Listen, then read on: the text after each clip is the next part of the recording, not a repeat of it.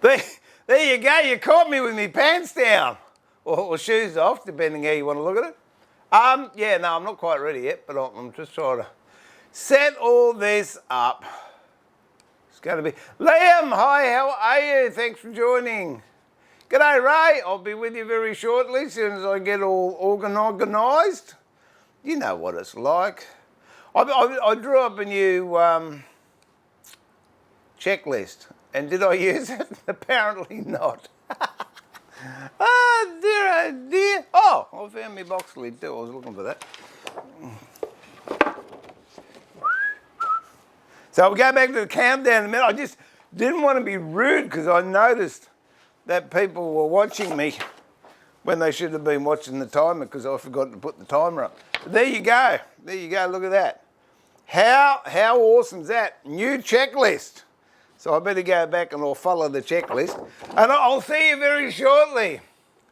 River Arts, g'day, how are you? Ross, hi. Peaches, yeah. I've got to get that down my neck in the next 3 minutes. G'day, Deb, how are you? I'm not there yet.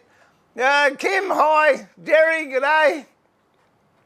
Just about to go to sleep as I have had a busy day. That's out of the window now. Oh, good on you. Well, just talk amongst yourselves for the next 3 minutes and I'll throw my breakfast down my neck, put my apron on, and I'll be hot to trot, I hope.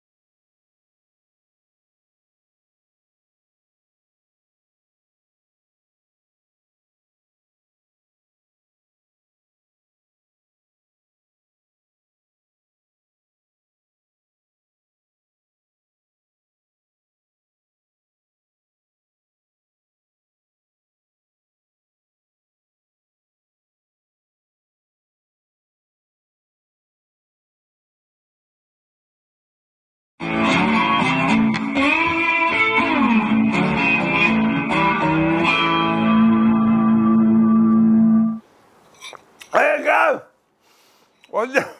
I did it. All that, that's Bob's bit at the bottom, so he can have that. Oh dear. And He's here, all looking attentive too. Where is he? You going to say hi, or are you just going to be a snob? There you go. That's a good puppy. Go on, get into that. Oh! How sad's that? Waiting all morning just to get the skerrick of muck out of me bowl. Oh, hey Liam, you're absolutely right. Checklists are like shopping lists, great to write out, you forget. That's why I did that one. I've had one for ages. You used to use it religiously, particularly when I had the TV show. And then so when I slipped over to doing YouTube, I got a bit slack.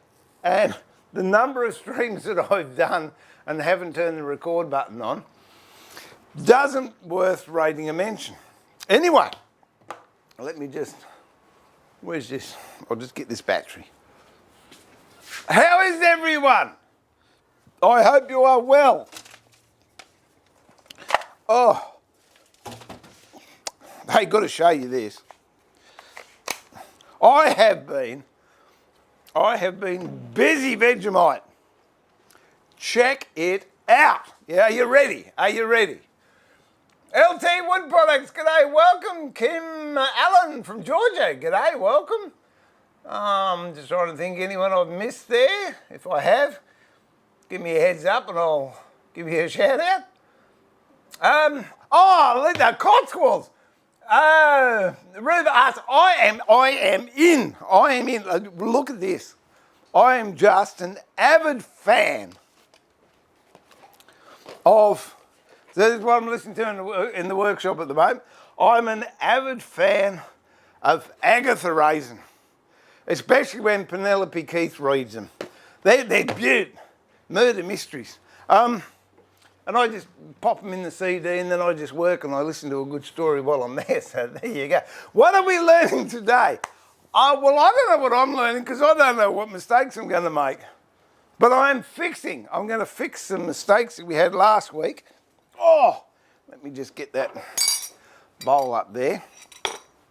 So what I want to do, we've got to put this stuff around here, which is the box that we cut off last week. So we've got to put veneer on there. So I'll show you how to do that.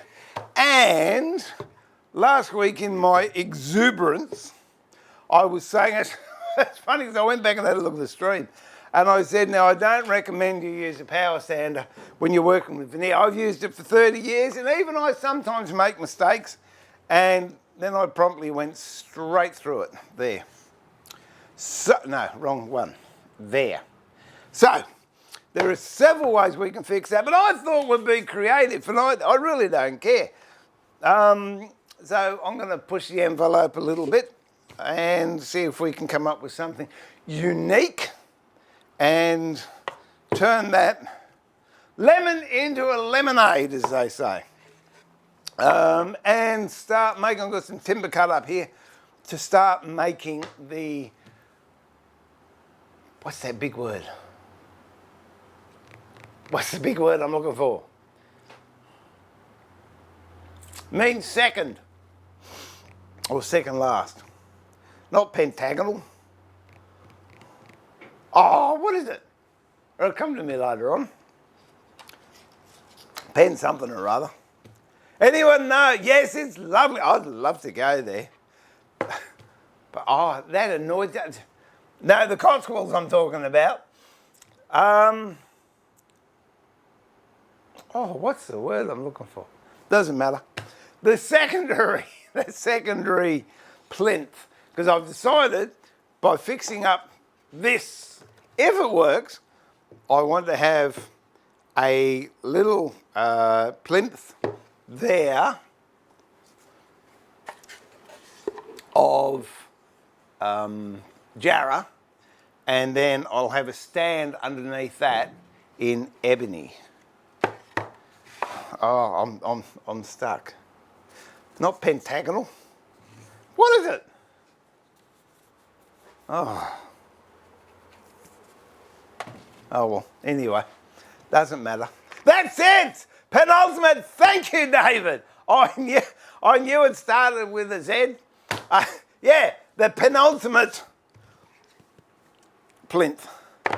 I just wanted to show off that I had alphabet soup for breakfast. So yeah, I think that's going to take up most of the stream. We'll see how we go. And then if we have time, I haven't got any made, we can start putting the lining in this box.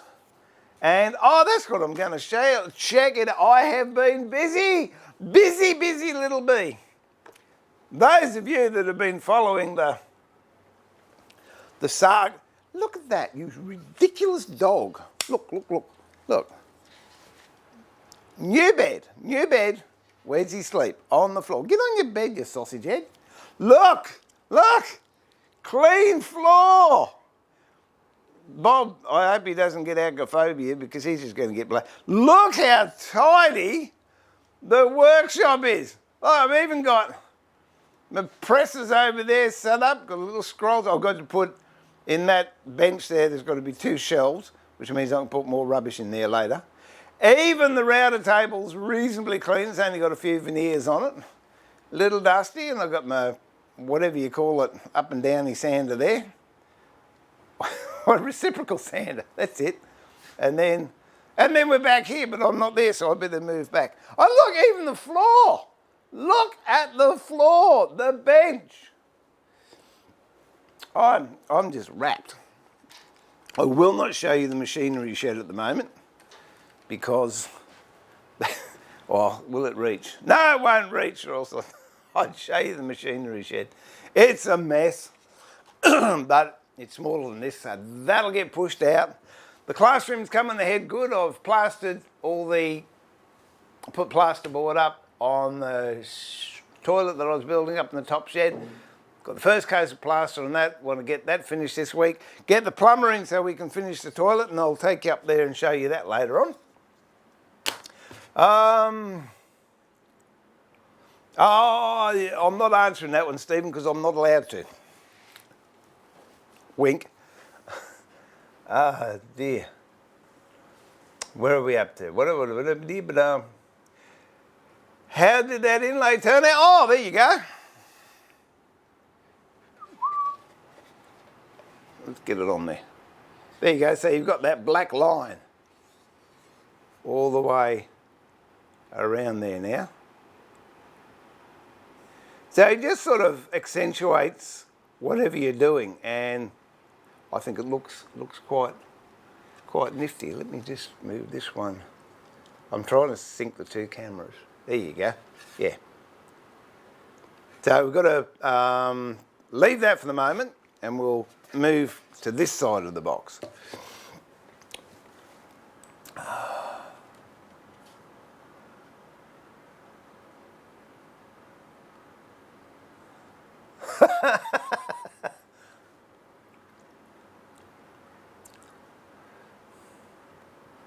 G'day, Doc. I'm good, mate. Yes, I cleaned up. I was knackered. I was absolutely knackered at the end of it. But anyway, it's all good. Steve Cammy's okay. Just the size. Oh, good on you. Well, look, I could do this all day long if you wanted. It's a bit terrifying, that close up. Ah, dear. Oh, mate, I don't know. I don't know, Liam. I have worked in a messy workshop most of my life, and I'm still here. But I must admit, it is a joy to be able to walk from, well, except for the dog's bed. The dog's bed, yeah, that's what I meant to say. I can walk to the bandsaw and not trip over stuff. I can use the table saw and not trip over stuff. I can go over to the router and not turn it on. So, yeah, it is nice. And hopefully, the reason it was in such a mess, apart from I'm totally disorganised, is I moved a lot of benches out of here into a student's classroom, for those of you that don't know, or those of you that care. Up in the top shed, I've got a lot of sheds on my property, and I'm going to be teaching woodwork out of there.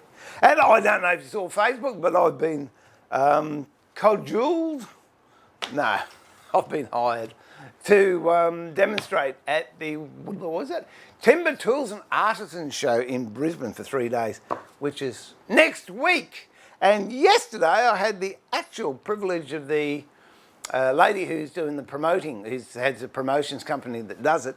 She came out here yesterday and we did some little vignettes and videos that she can use for marketing. So, yeah, it was good fun. Her son came out, did some blacksmithing, and Anthony came down, did some blacksmithing. We made chopsticks, we did some dovetails. What else did we do? Cabinet scraping. I think I did some planing. So, yeah, it was good fun. And then this morning I woke up and I thought, oh, day off, it's Sunday. Oh, no, it's Monday and all years people are going to be out there. So I thought, oh, I better get out of the bed and come down here.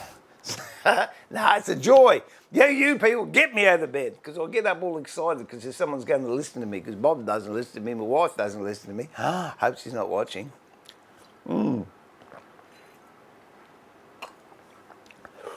Oh, River, it's got to go to sleep, mate. Check it out online. Oh, that's a new thing too that I'm doing. If you like what you see, please hit the subscribe button and hit the notifications button. But also, for members who join up the Woodworking Masterclass channel, a new bonus, what I'm going to be doing is posting these streams unlisted onto the members community. So then if you missed it, you can come back and watch it, and then I'll take segments out and put that onto public YouTube. So there's a bonus for you.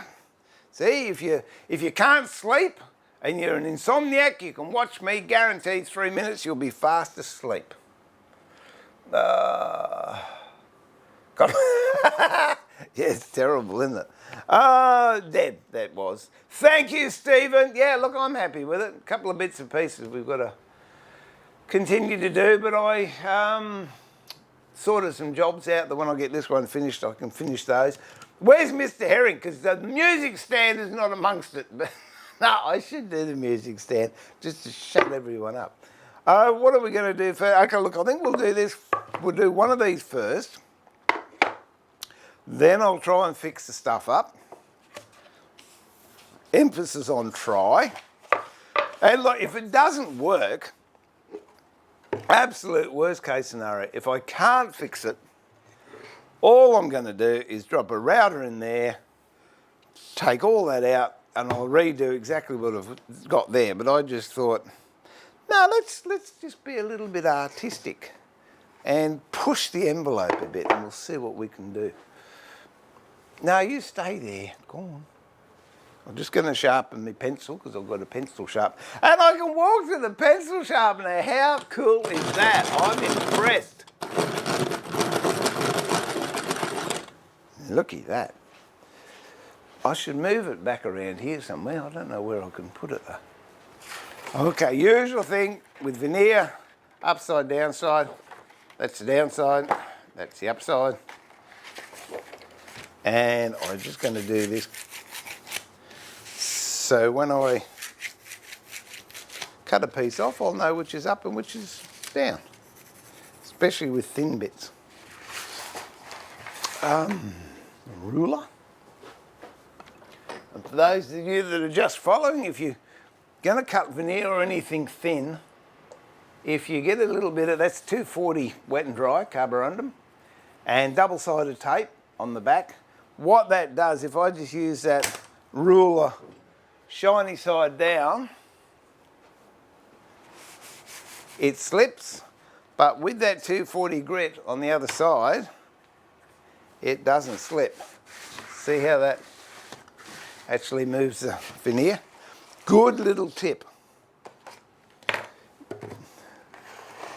Oh. Hey Roy, how are you, mate? Did you catch that other stream that I put up, especially for you? Hope you're feeling well, mate. Hickory is finicky stuff sometimes. It will make you sweat as well. Tough stuff, yeah. What was I doing? That's like that coachwood. Don't mention the cabrel leg. Oh dear. All right. Oh, I looked at, I was looking in the furniture book the other day and I saw the most beautiful demi-lune in there, which is a demi-lune, half moon, you know, semicircular up against the wall, 3 legs. And I thought, that is awesome. I'm going to make that. So down the track, I'm going to make that also. What I want to do here is try and match the colour of this, which is closer to that. If you have a look, see, hang on, that we can do it on that one. If you have a look, see, they see there's a distinct change in colour. You're going from sapwood to heartwood. So you lay it against there, and you see which one's closer. 6 of one, half a dozen the other, really, isn't it? Actually, I think I'll go darker, because once I sand that, it's going to lighten up a little bit. So we'll cut some strips.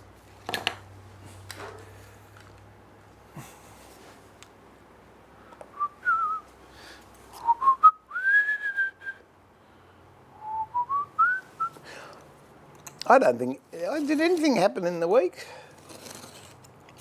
I went and had lunch with a friend of mine, gorgeous lady, Carol Russell. If you've got Instagram, put in Carol Russell. She's a spoon maker, and she does the most amazing work. It really is. Whilst I was there, we were just chatting. Then I think we went to lunch, but when we came back from lunch, she just sat there and was talking to me, and while she was talking to me, she just carved this most incredible spoon. It was almost an automaton, you know. We're just talking and her hands are just doing the business, and oh, it was lovely.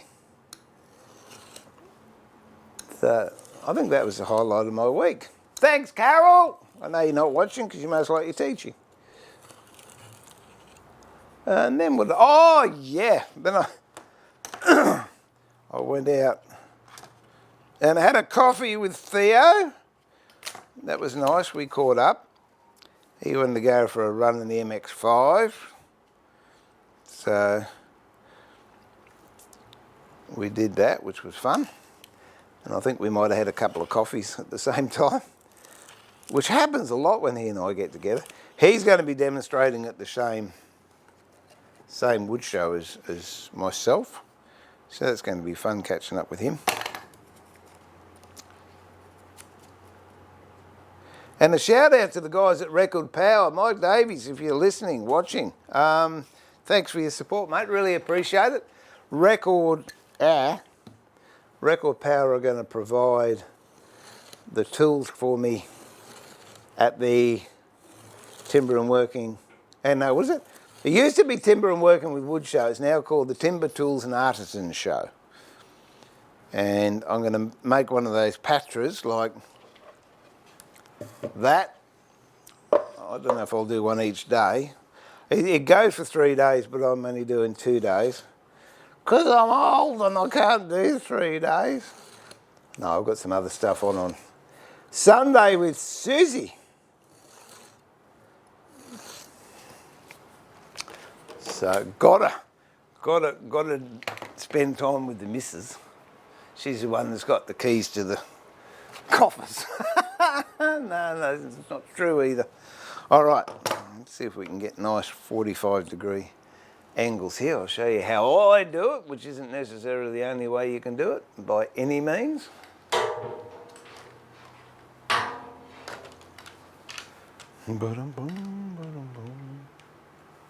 All right.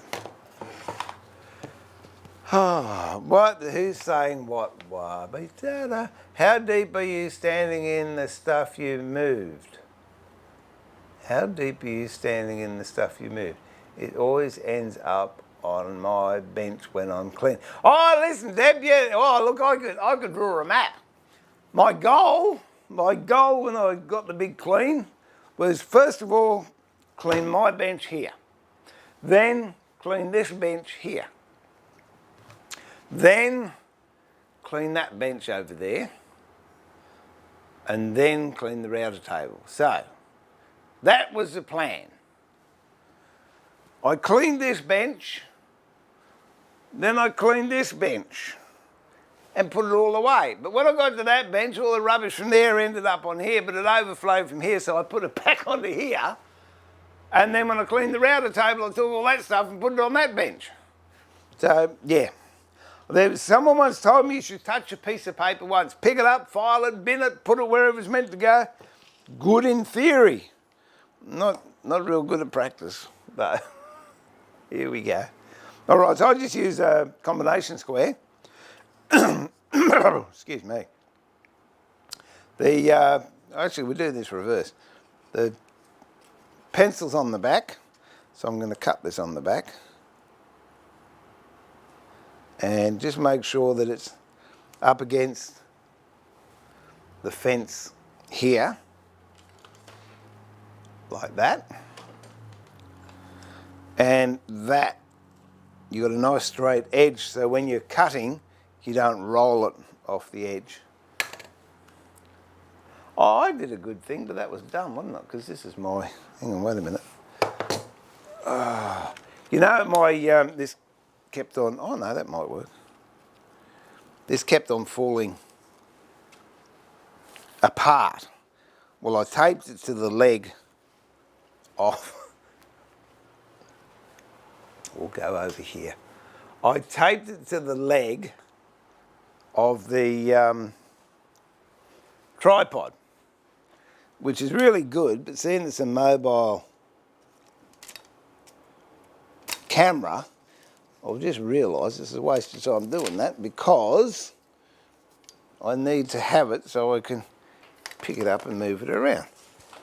But hopefully with all that tape on there, that might stay together and not pull out as it has in the past. So we'll give that a try.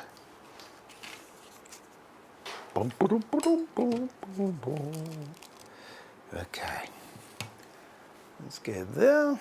There, you don't want to look at. There you go. Give you a worm's eye view. Hey, it's sad, I know. Very, very sad, very sad. But I watched the Ant-Man movie last night because my grandson's nickname is Ant, so we had to sit down and watch the Ant-Man movie. And I've got to tell you, I enjoyed it. It was all right. Okay, that's what I mean about having a nice edge on your bench, which I don't have. You get these little bits, and if you're unfortunate, it'll tear up there. But I think we can get away with that. There you go. So I'll just find a sharper piece on my bench. Okay.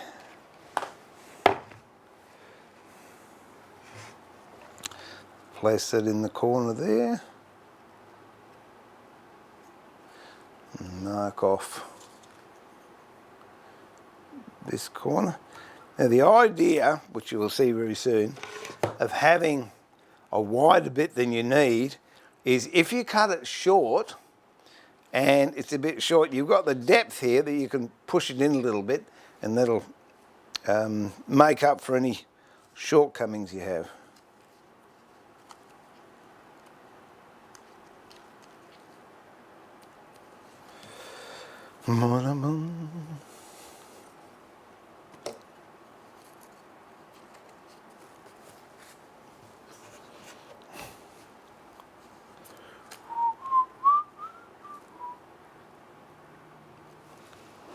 There we go.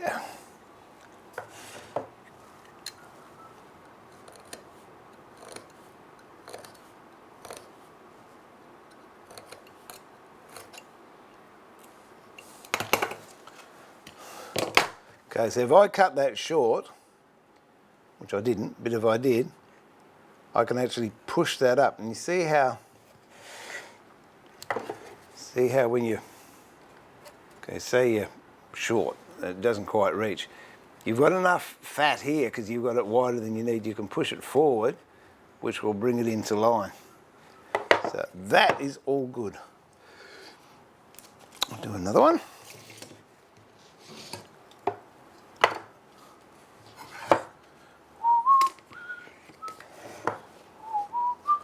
Whoops. Oh. I'm going to try, I don't know if I'll do it, but I'm going to try after every day.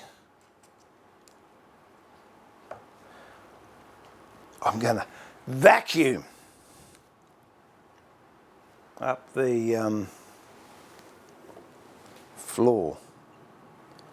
We'll see if it'll work. I don't know if it'll work, but it's the thought that counts anyway.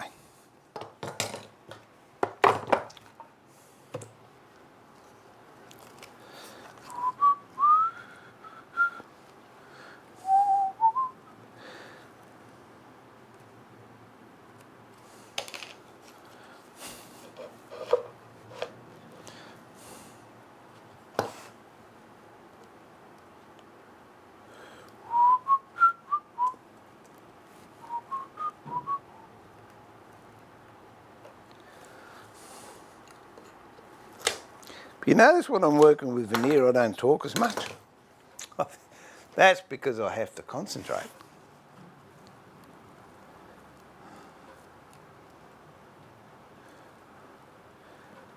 Okay, so that can go there, that can go there. That can go, I don't know why I'm doing that because that's not the bit I want. This is the one I want. Still, should be the same size, so it won't really matter.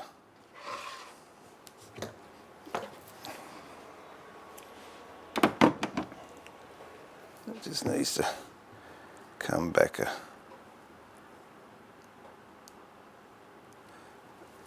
smidgen on it. Yeah, that one's good. That one's good.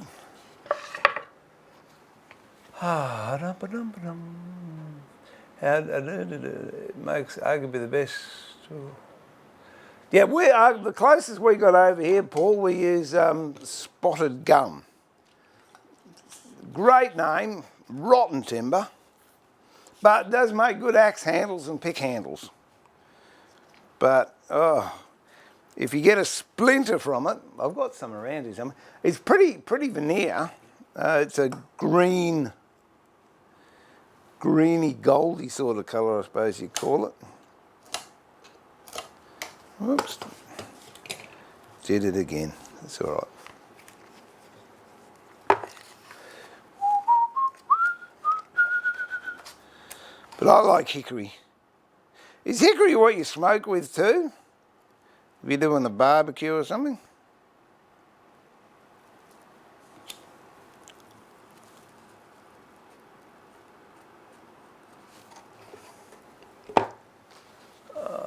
Mark, hi, welcome along. Good to have you back in. Thanks for joining up as well. Appreciate that. Awesome.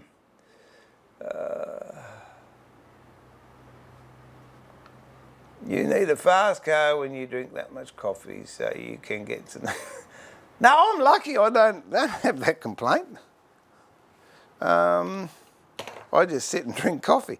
Oh, I tell you what I did do yesterday. I felt really stoked because normally for me to go and get a decent cup of coffee from where I live, I'm going to use the knife here, I'm going to use a chisel, I'm going to cheat. Ha! Look at that, that's easy. I got to travel 25 kilometres each way, so whatever that is, I don't know what that is in miles. Hang on, 15 miles. So 15 miles, 30 miles driving, which is about an hour and a bit to get a decent coffee. So what happens, obviously, if you have to invest that much time in getting there, you have a couple of coffees and you stay. So I generally end up staying there for a couple of hours. But just up the road from where I live, they've just opened a small shopping centre and there's a supermarket there and a coffee lounge. And I'd only been twice, and yesterday was my third time, and I walked in and the lady remembered my name. And that's it. She's won me. It's literally 600 metres up the road. And again, I don't know what that is in miles. Maybe, I don't know, half a mile up the road maybe, if that. And She knows how I like my coffee.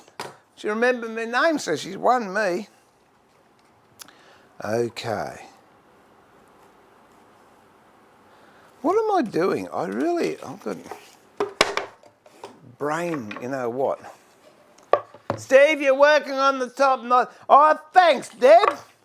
At least you told me before I glued it on.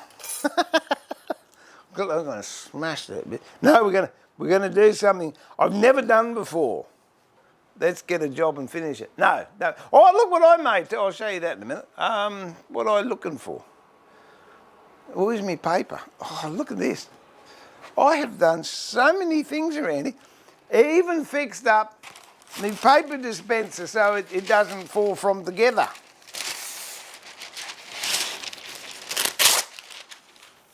That's exciting.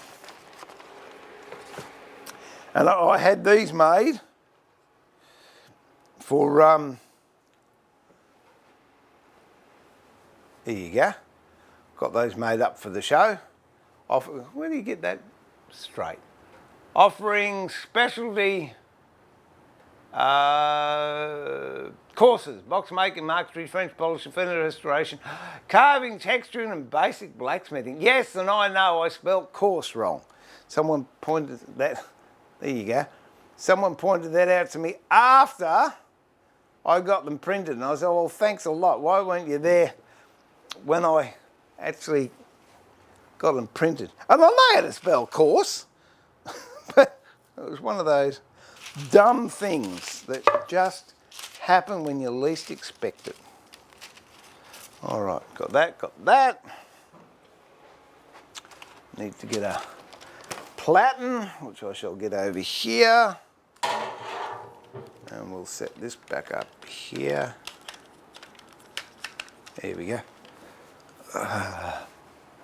Why did I get you a bed, Bob? Tell me. Look at all the expense and the trouble, look after you, and you don't use it. Well, it's a waste of time. Don't you look at me like that. Wag your tail. How's that gonna? That's not big enough. Got to get a bigger one.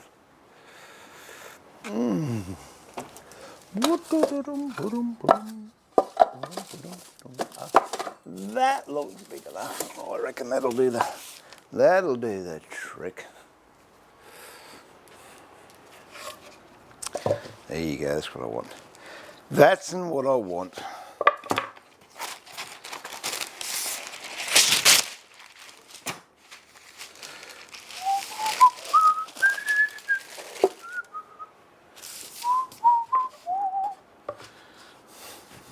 Now, I used to, and you can, quite legitimately use contact cement to do this because it's only a very small area and it can get a bit fiddly, but I'll show you how I do it anyway.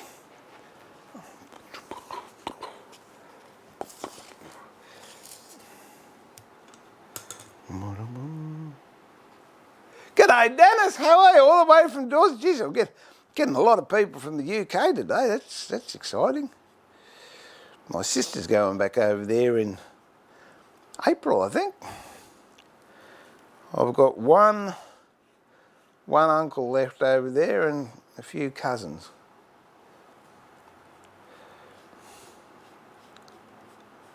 There you go. I'll give that a go. Now, when you're gluing this on, make sure you've got all the pencil markings pointing up because they're going to be the downsides that you want to use.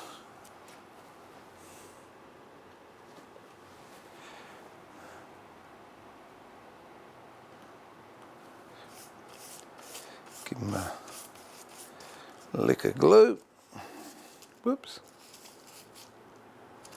Wasn't meant to flip over like that. Bad television, that is. There you go. But you know it's live then, don't you? So I've said before, we will make one day. Actually, I want to start casting the veneer hammers.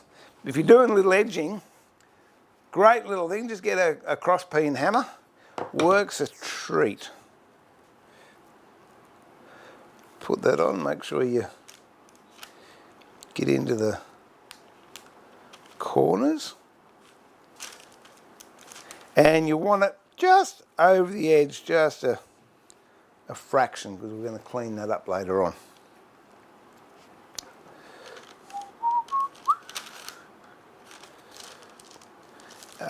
If you can get a nice tight corner, the tighter the better.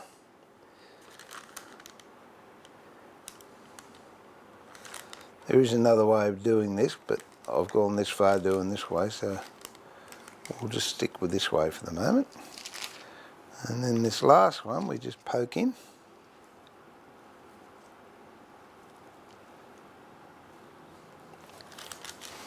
And then with your hammer, use that as a veneer hammer, just the cross peen part. Oh, it's going to be a good view. I just stuck my thumb full of glue over the lens. I think you can still see. There you go. Look at that bench cam.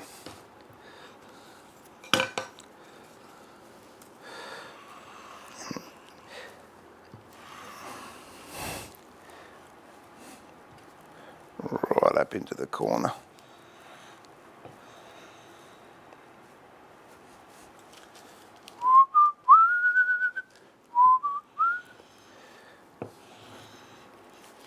What you're doing there is you're actually just expelling any air that's underneath it. And that's going to give you a nice joint. Now that's a good one. That's a good one. That's a good one. That's not a good one.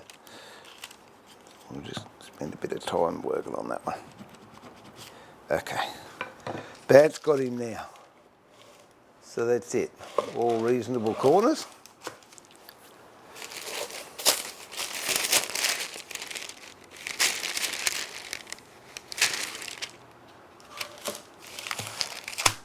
Another piece of paper down there.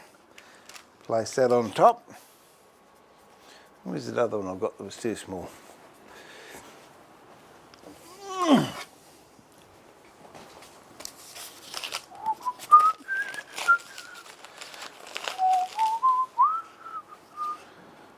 Place that on top like that. Could put another bit of paper under there if you wanted, but I don't think we need to. They could be the famous last words too. Now, drop a clamp. I was hoping I'd get a clamp right in the middle. Let me see. Yes, I can. Okay, and we'll just tighten that up. Like that. And we'll just leave that for a while. And we'll come back to it later on. Okay. One job down. Now, we'll have a look at this botched one that I did. I'm just going to see if I can find a piece of poplar over here. Oh, there we go.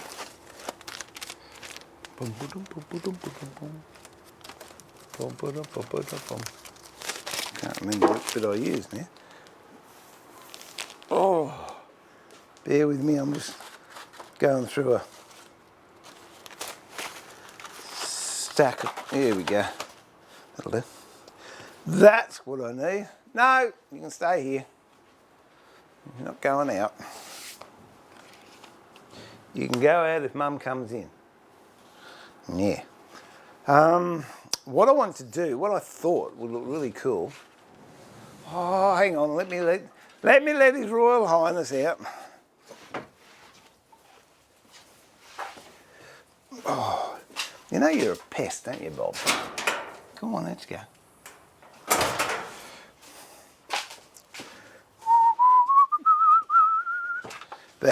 That is a jungle out there. Oh, it's so nice coming in here, it's air conditioned. So what I thought we'd do, because the front of that Patrea, or Patera, is, well, the surround is New Guinea rosewood. It's got ash in the middle, But this timber here is called Amboyna. There you go. And it is a burl that grows on the side of the New Guinea rosewood tree. So what I thought would be, I'm going to put some Amboyna down here to cover up this mark that I've gone through, and also on this side, and then when I've made the stand up, I will have it just showing up on this part of the plinth. So it'll come here, go under the ebony, and then come out and just dribble there a little bit.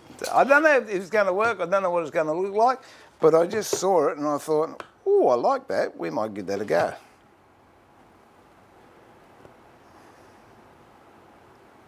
So, that's what we might do.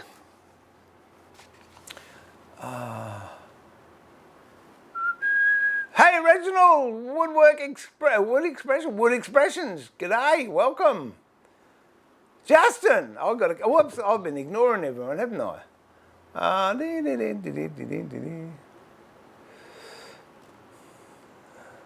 I'm still not getting... Well, Roy, at this time of the week, I reckon you can almost guarantee I'll be here, so put it on your calendar. That's the best way.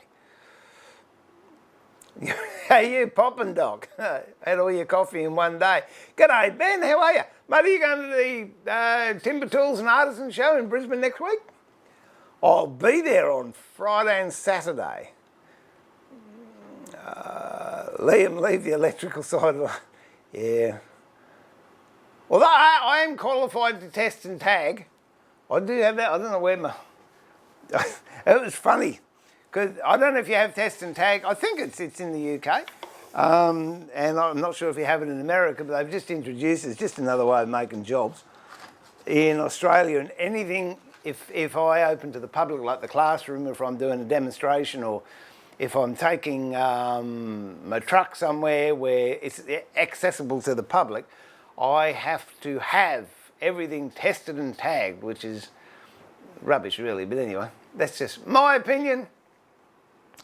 And no, it's crazy, because they'll tell you 95% of test and tag is visual, but I had to pay $1,800 for a machine so I could actually do the other 3% or 4%, whatever it is. And I was somewhere or other, and this officious person that really enjoyed doing their job came up to me and said, "Oh, those extension leads they're not tagged, you can't use them." I said, "Why not?" "Oh, they have to be tested." I said, "Oh, do they?" "Righto." So I went and got a sticker and put the sticker on. "You can't do that." I said, "Yes, I can." "No, it's got to be done by someone who's qualified." So I pulled my wallet out and said, "There's my licence. Go away, you horrible little man." And he went away, and he wasn't happy. But I don't care. No, it worked out. It was going to cost me $1,500 every 6 months to get someone in to test and tag all my machines and my cords and my electrical stuff.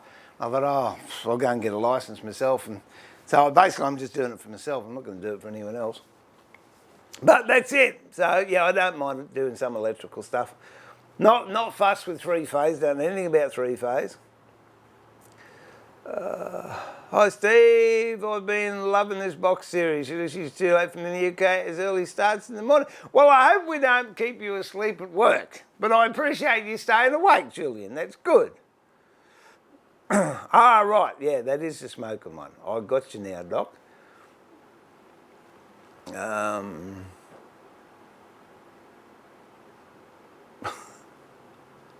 Have you got a bob there, Doc?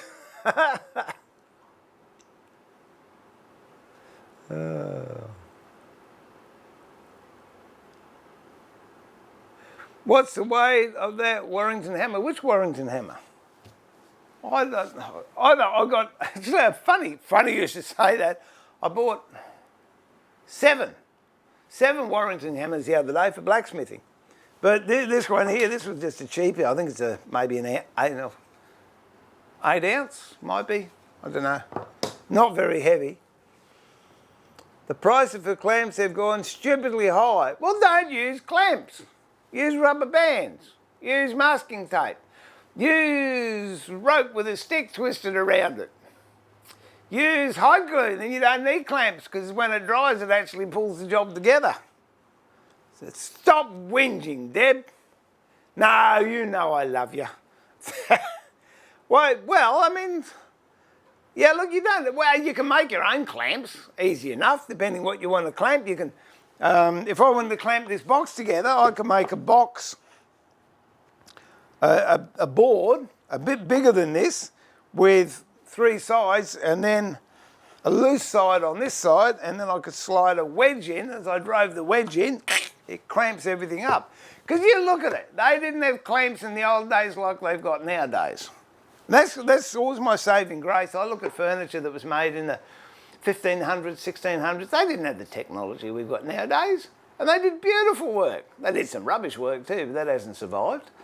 So, yeah, I don't know. Go back to the old ways. Oh, you got the same over there, Juliet. Yeah, it's rubbish, isn't it? I reckon.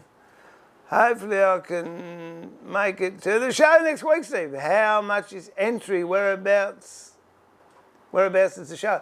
It's at the Brisbane R&A. I don't know what entry is. I think it's about $12, something like that. But if you make it, mate, come up and say good day. That's it, Pat test. Yep. I know they call it test and tag over here. And honestly, it was pathetic. I went and did the course. And the course I did, I kid you not, if you pay the money, they'll give you a license. That's how it is. They give you 12 things to test and tag, and they've all got different faults. And this person went up and came back, and the instructor said, no, that's not right. No, that's not right. No, that's not right. Oh, do you understand what the red and the brown wire is, or the red and the black wires? You know. Oh, okay. And she got a license. I mean, the person happened to be a female, and it's not derogatory, it was a fact, it was a lady. But I'm sure there were some guys there that didn't know the difference. Yeah, it's pathetic. And then all of a sudden something goes wrong, oh, they've got someone they can sue. Good on them. Anyway, that's part of the rant.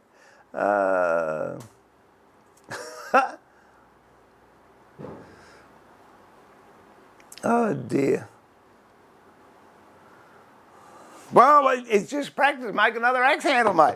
All right, now, I've got this idea in my head, so I'm going to run with it, if I can. Okay, how big do I want that? It's like all this rubbishy stuff nowadays. You get a certificate for participating. There was an ad, a comic I saw somewhere, and it was so true. This kid wins this race, and his father said, how do you feel? Are you proud of yourself? He said, no, not really. He said, all the other kids got the same trophy, so I'm not going to work as hard next time. Anyway, perhaps I'm stuck in a time warp. I should keep up with the times. Nah, don't want to. Happy being the way I am. Now, I'm not going to mark pencil on these because this is a burl, and even though there is a right and a wrong side, it's not worth worrying about. Because burls mostly are just end grain. Okay, so I've got a right angle there, which I will put here, and let me sharpen my pencil again. It's a 2B, it goes blunt very quickly. Oh, I've got to be out of here. I don't know how long this stream will go for because I've got a lot of things I've got to do. But I enjoy doing it, and I'll get what I can done. And then we'll... Actually, I quite like... Oh, I don't know how I'll go with that. So I quite like that natural edge.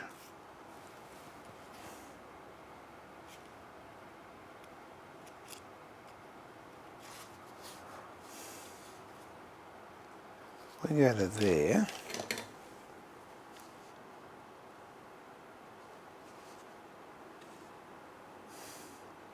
So the thing is, when you're doing anything like this, and it's not a job, well, it's a job, but it's just for fun, you can experiment, you can play, and that's exactly what I'm doing. And I might come up with something lovely. I might come up with something horrendous too. I don't know.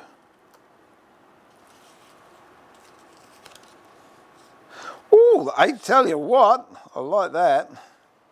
I do like that. Let me just move my seat out of the way. Oh. I don't know if you can see that. Well, you can't yet, but...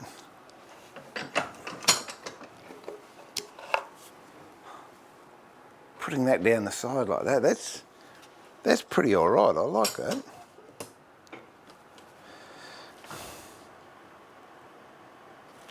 I tell you, I've seen... Oh, I know what I'm going to do. I've never done this before. Could be a first. I've seen Andrew Crawford do something very similar to this, and I thought, what a great idea. And you know what, friends and neighbours, I'm going to do it. By jingoes, I am. He overlays veneer.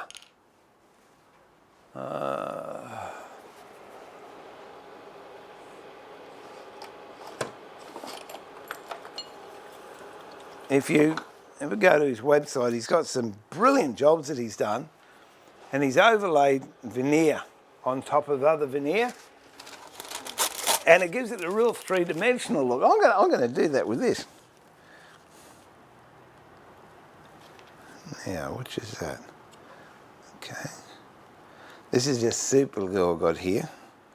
Just want to see if I can just bring that into play.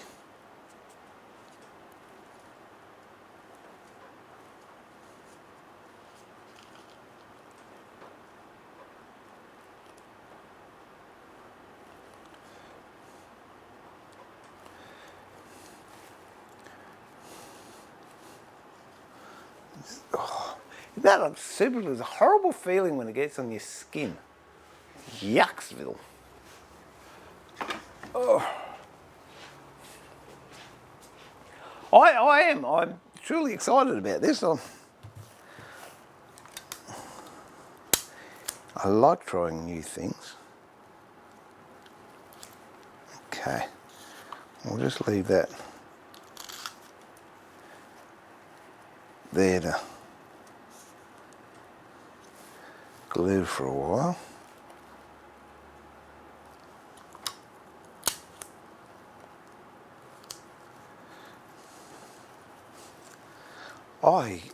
I don't know how I'm going to do it. I'm working on it. I'm thinking, if you can hear a weird noise, it's my brain turning on. It's the cogs. It's the cogs. Okay, so this one I'll have here. So we'll cut that one there.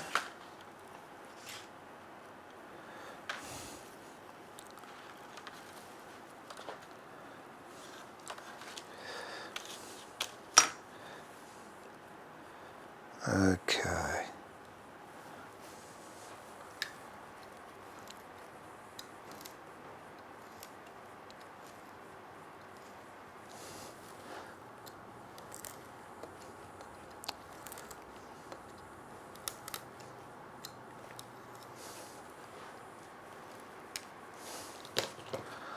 All right.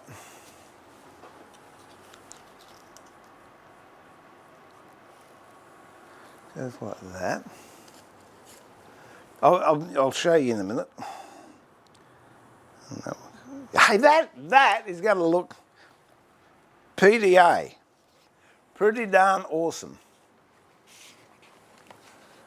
Morning, Dave.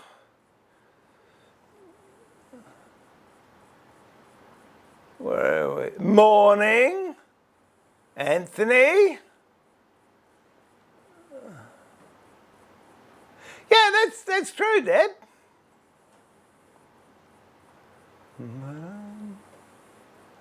I tell you, I am having all sorts of trouble. All my friends in the UK, I am having issues trying to get some knives sent from the UK to Australia like you wouldn't believe. I reckon if I lived on Mars, I'd get them easier.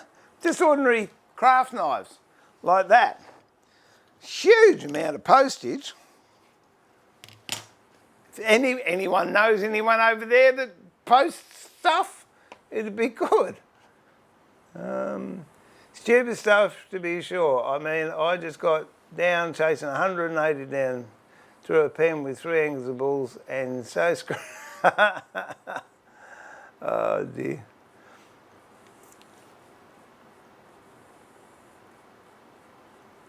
Yep, that's it. I can still be free in my head, isn't that right, Paul?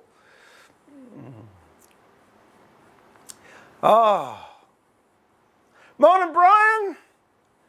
Welcome.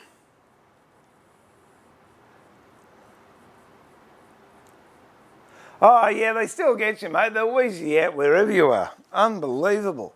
And half these clowns have never been on a factory floor in their life. They just sit back in an air-conditioned office, sit up and think up scenarios. Well, here's a scenario. A plane could fall out of the sky when you're going to work, so perhaps you should stay at home and leave all us alone. Yeah, I don't know how I'm going to do this. I think I might get a router. Oh, I've got to move Bob's licorice all sorts. Oh, he loves licorice all sorts.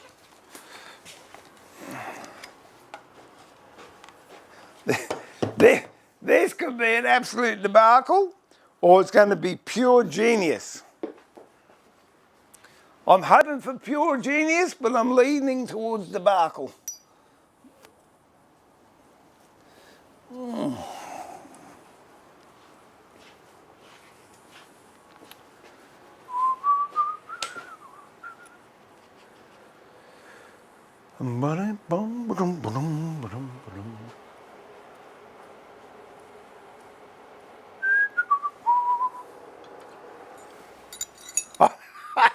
Yeah, Paul, they might not be able to argue with it. I bet you they can offer counselling, though. Oh, dear.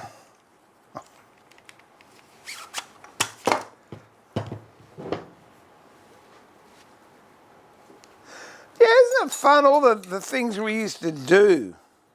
Ride in the back of a boat whilst it was still on a trailer, and ride in the back of a pickup or a ute. And if you fell out, you used to get a thump from the old man and told not to be so stupid and sit still. Nowadays, he'd be up on child abuse charges or some rubbish. It's like to know who opened the door and let these clowns in. Anyway, it is what it is.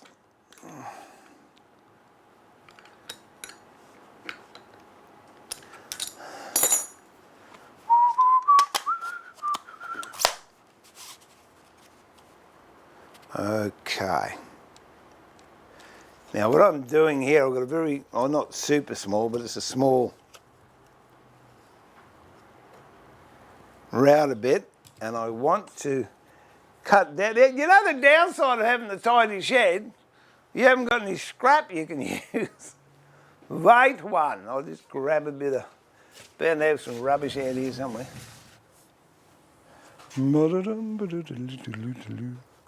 That will do.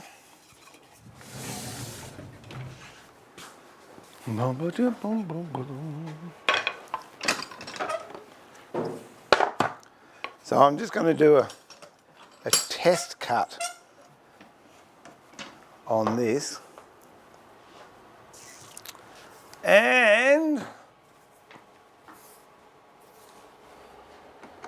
we'll see if I've got the right depth.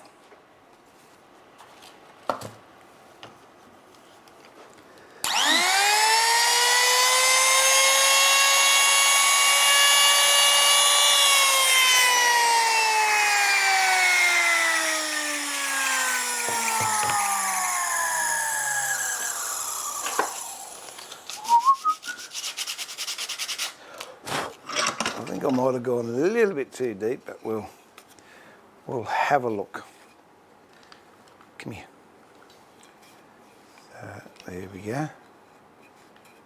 Yeah, just a smidgen too deep, so I'll just bring that up a skerrick, and I'll do it again.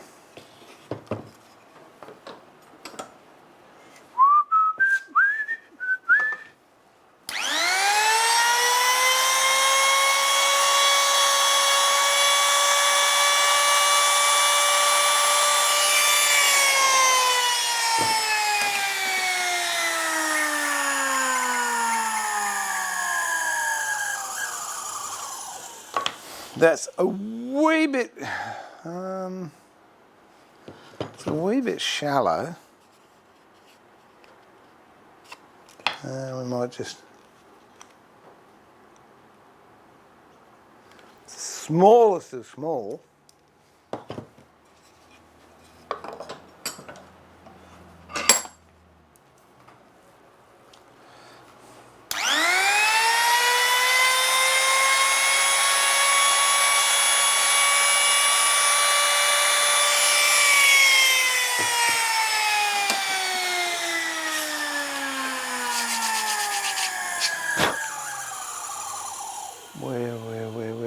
Where?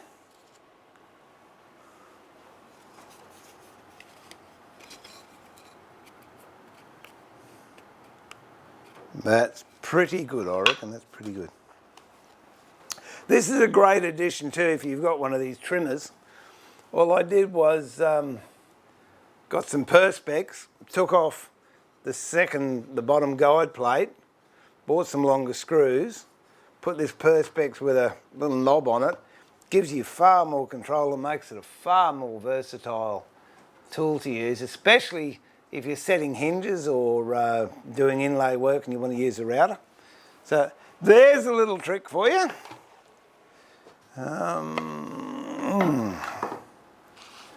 All right, now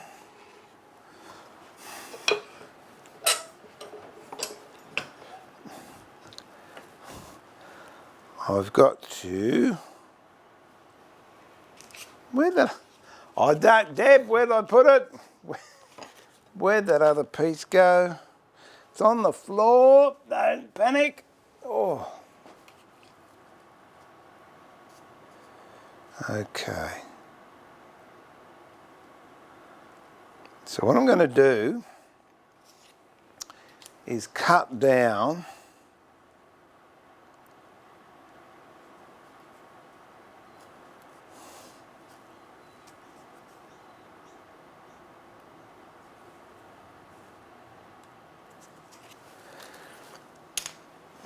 let me spin these around so you can see.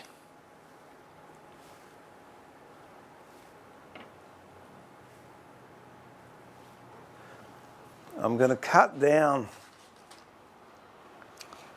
as soon as I find a knife, on these edges here, where I'm going to inlay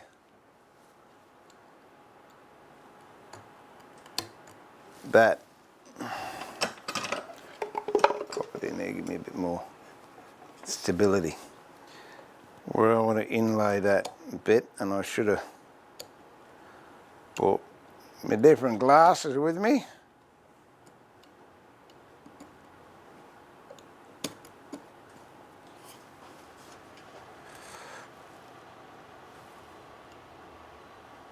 Actually,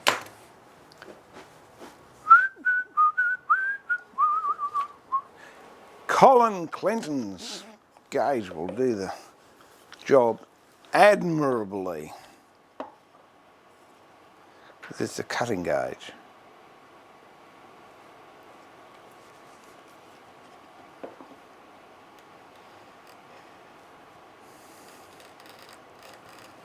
For those of you that are under the misguided impression that I'm all calm and tranquil doing this, please dispel that thought. my innards on a bicycle going backwards with a monkey at the wheel. I tell you, I'm going, what are you doing, you idiot? But hey, got to have a go. This could start a whole new genre for me. The thing I love is it allows for creativity, which normally one might not have if circumstances weren't the way they were.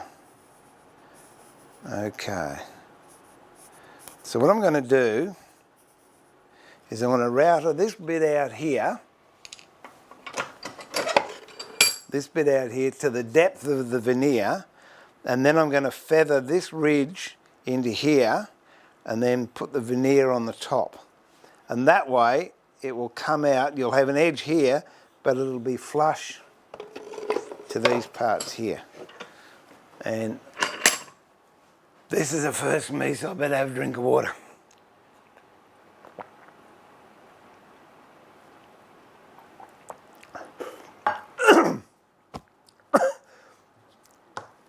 Does that make me Corporal, whatever his name is? Clive Dunn. Clive Dunn. Don't panic. That was a great show, wasn't it? That's most likely politically incorrect now too. Oh well. Let me put some eye muffs on. Free plug for George.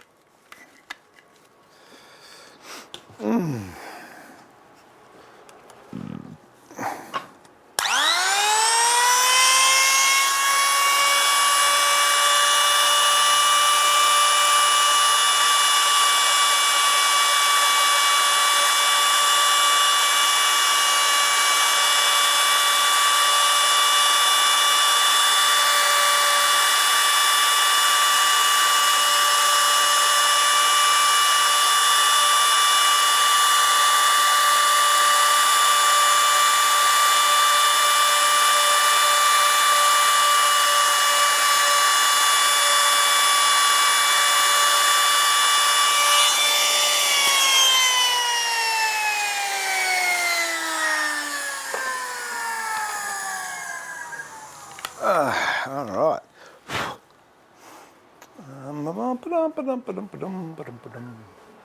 Oh, I've got to give this an excuse to use this. This has got to be, if I can find it, because it's so small I most likely won't be able to find it. The sweetest little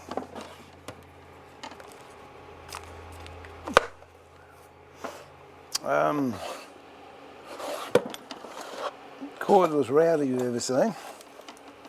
Whoops. Look at that. Isn't that just a little gem? A little hand router.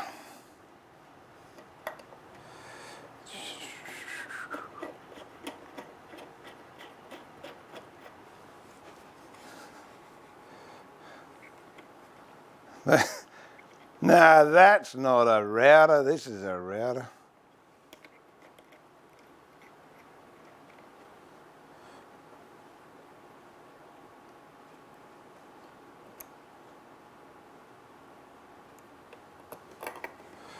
There we go.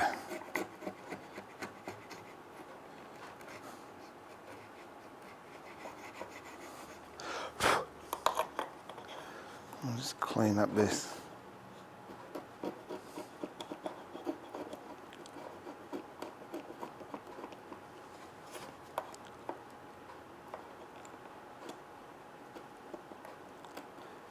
Edge here. I don't want to get into taking that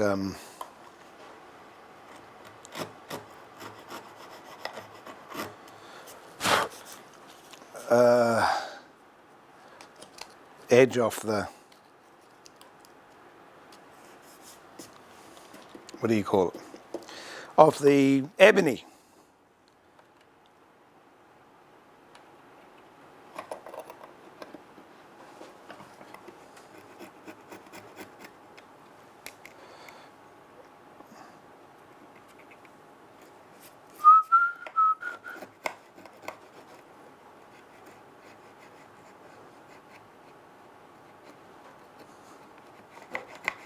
No, Bob, you've done your dash. He wants to come in now. Well, I'm sorry.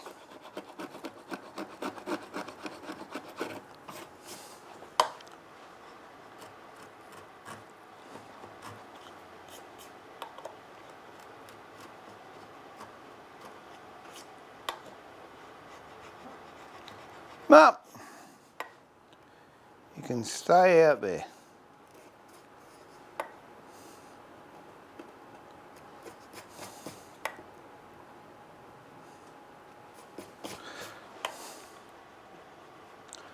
All right.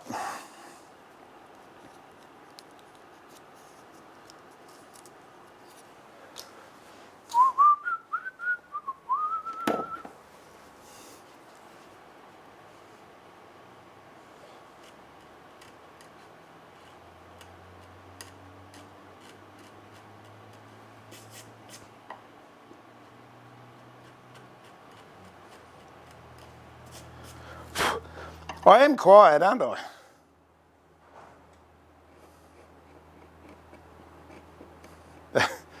That's concentration.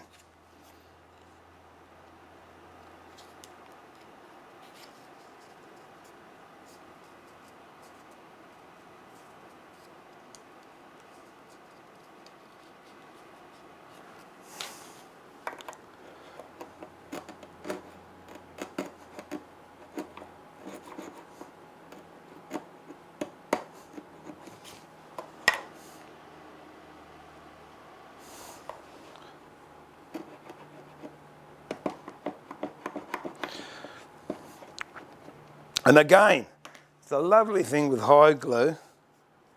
It does break away nicely.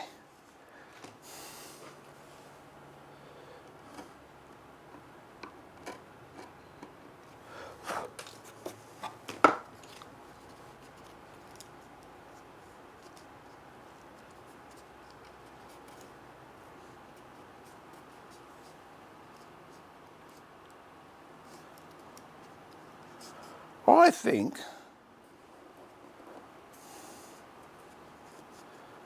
that's going to look all right. Just got to break this one here.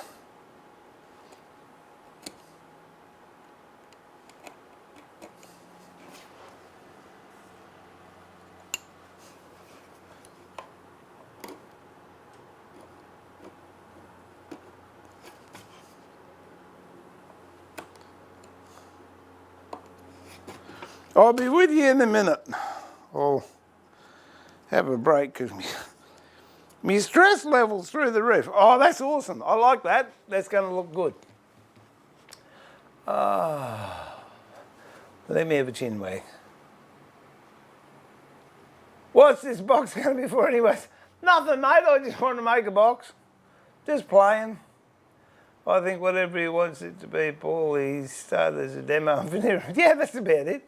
I might put drill bits in it. No, actually, I was asked the other day if I'd donate a piece to a charity for an auction at the end of the year for, I don't know, whatever it's for. So I might put it in there.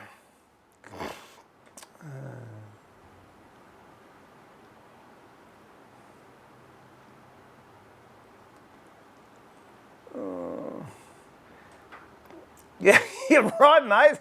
I tell you what, they're loud in my head too, Brian. Yeah, they should have warning, choking hazard. There you go. Let me just let this whinge and whine and four-legged pop star in. Oh, come on then. Where are you? Come on. Hey. Come on.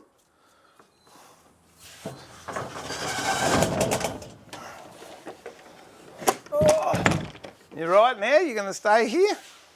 What, you went up the house and there was nothing there? Hang on. Oh, goodness sakes. There you go. Here, on your bed. There you go. It's on your bed. You go and eat that. All right. So that's going to work there. And I'll do the, what I'll do is I'm going to feather this veneer here, just because I don't want to have a harsh edge, or else that will actually come through the veneer.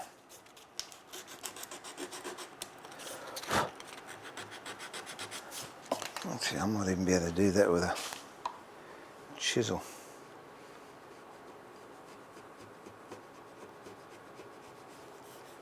That's better. Bring this one over. Well, don't you like your bed? Yeah, that made you move, didn't it?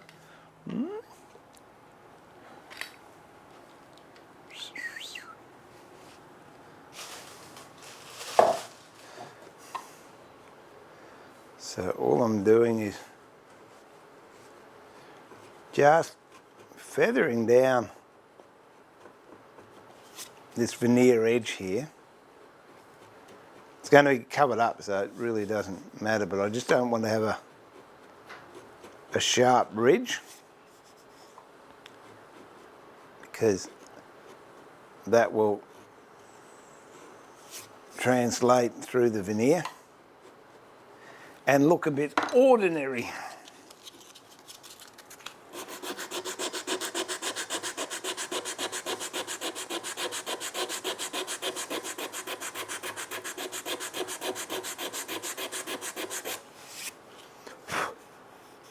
Beautiful. It's starting to feel good now.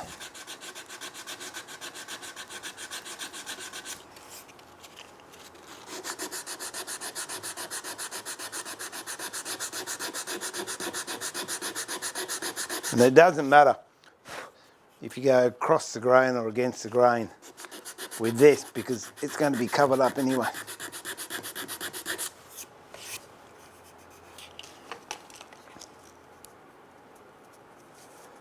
And that's going to...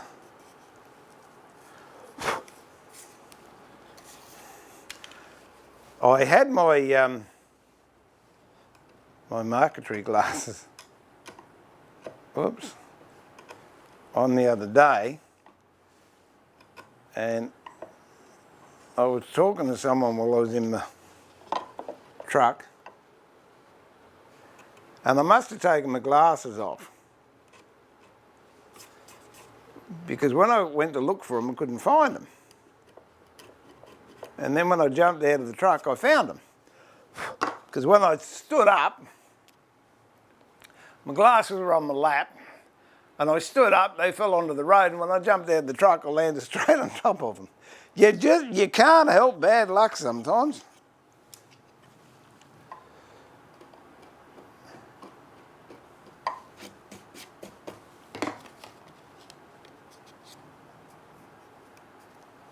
Oh, that is, I'm happy.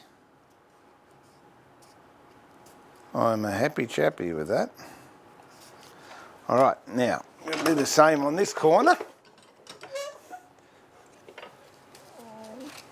But what I want to do is have them so they sort of line up.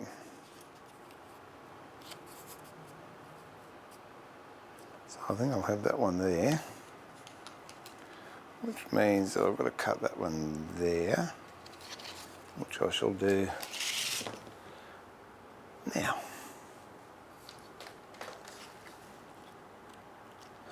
Hopefully that super glue set.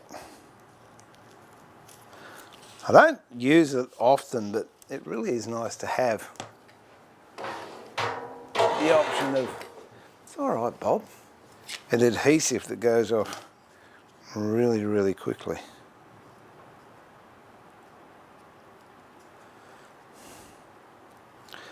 Now, which way do I want this to go? That's the other thing.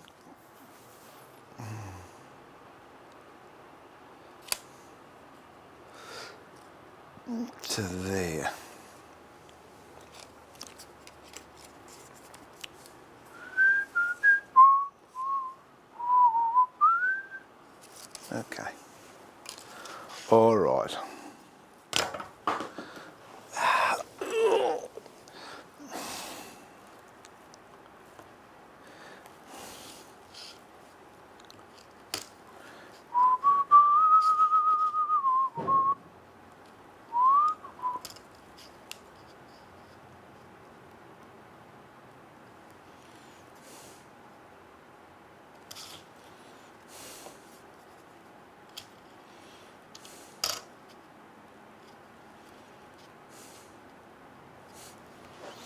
Where's the light? Sorry for the flaring.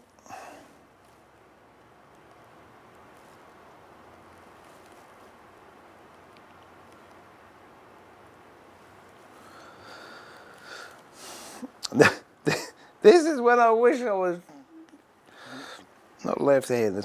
I had it exactly where I wanted it, and I had to move it.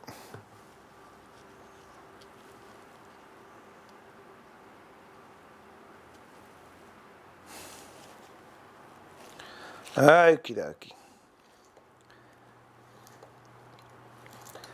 And in particularly with burl, don't rush it when you're cutting it, because it goes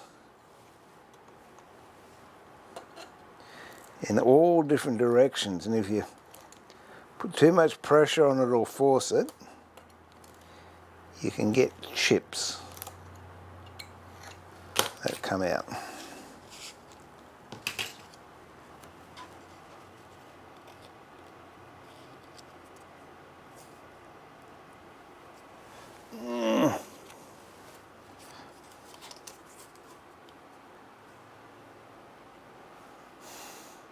Okay, I'm happy with that.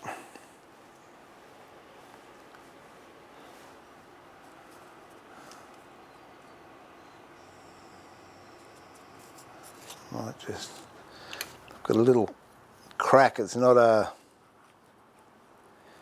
biggie, but it will present a problem.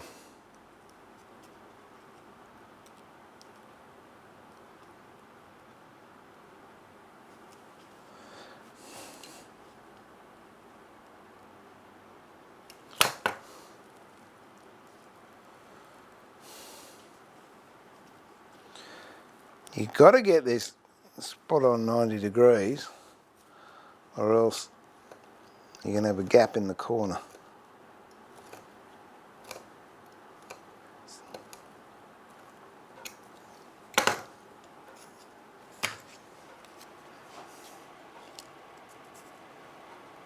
Okay. All right, that's good. Now we'll do that one. You can't see, can you? That one there. That one there. And we'll do that there. That's there. Again, I'm just going to router a lot of this out, and then we'll feather this in, and then this bit will be standing proud. Once more, let me have a chat. What's going on there? I've got all this stuff coming up.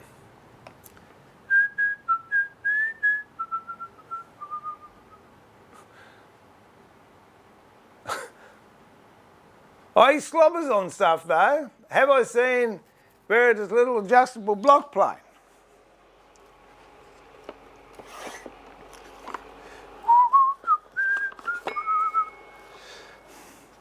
These are the ones you're referring to, Deb.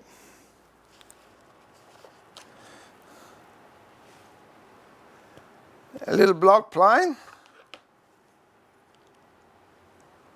Little straight edge plane, and my favourite, not that I use it, is that little shoulder plane. Aren't they awesome?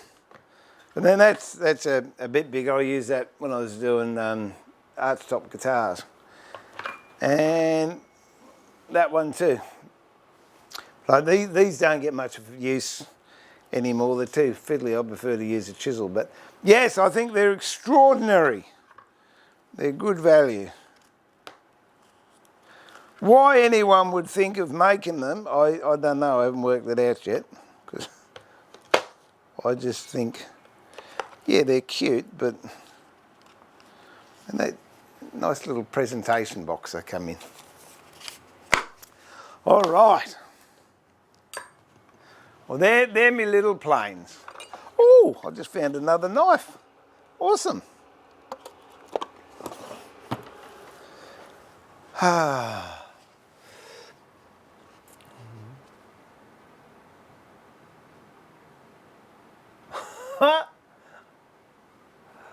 Oh, yeah, I don't know if I'd like a dog that big. I like them at least knee height, but not that big. Morning from Wales, 80. G'day, how are you? Welcome to the workshop. Make good cufflinks, Brian. You got that right. Oh, okay. What am I up to? Oh, I was going to use this one. I can't because I'll use it on this one.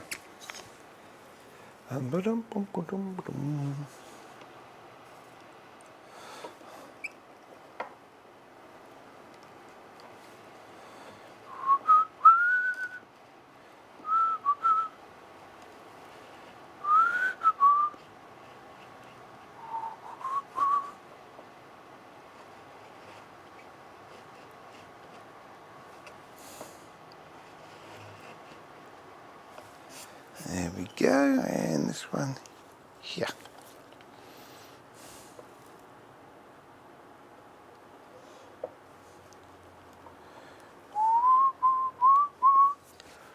Yeah, this is taking a lot more time than I thought, but it's fun.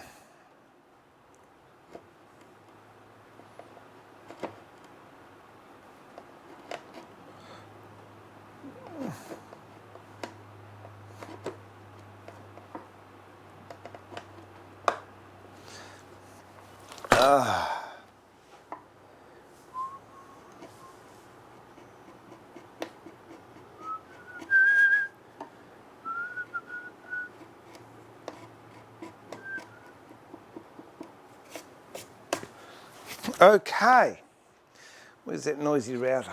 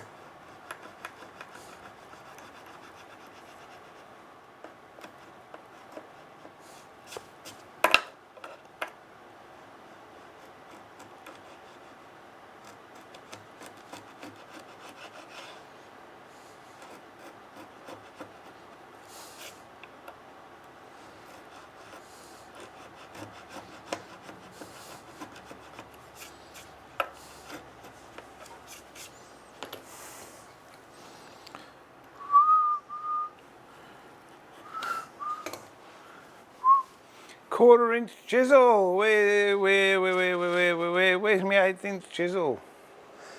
Oh, it's all right. Oh, I've got this one. This one will do.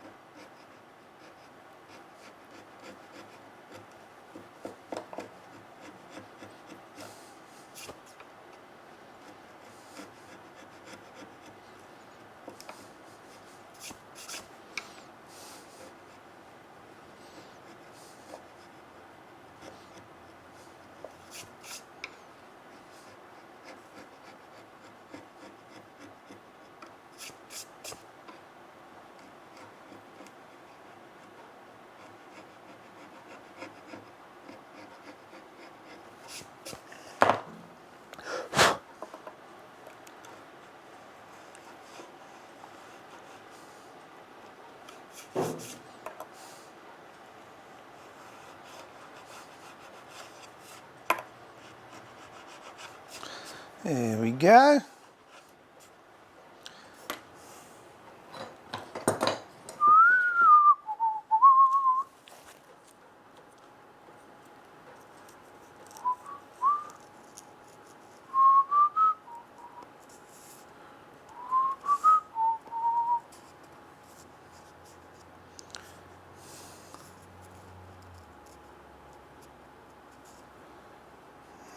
Might have to take this up too. Whoops. No, do not adjust your television set. It's just me kicking stuff.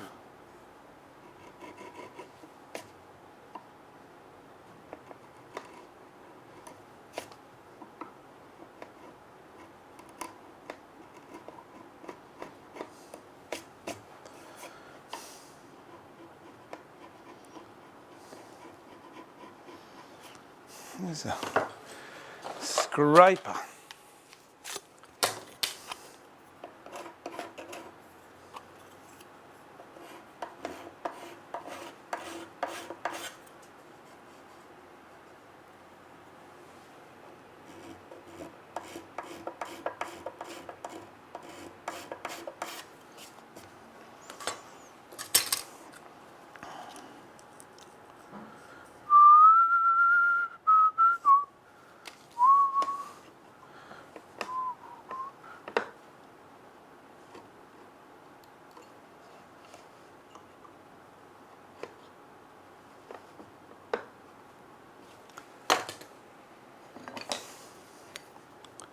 Ah, please don't tell me I've done that.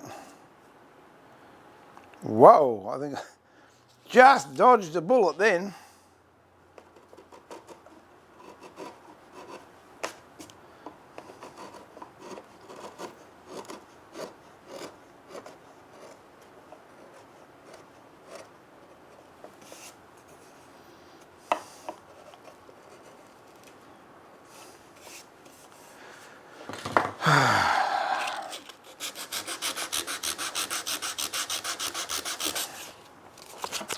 It's another reason I like hand sanding over power sanding. You got far more control.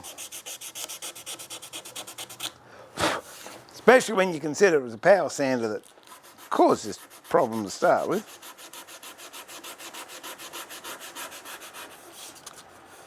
Okay.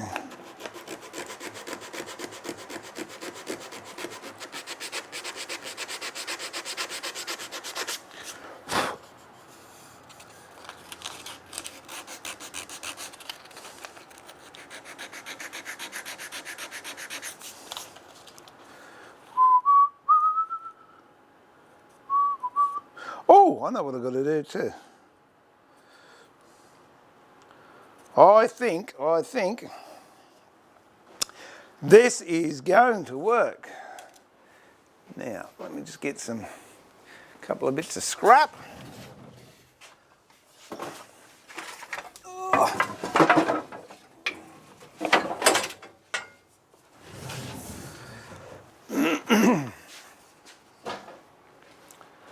Cut these up together.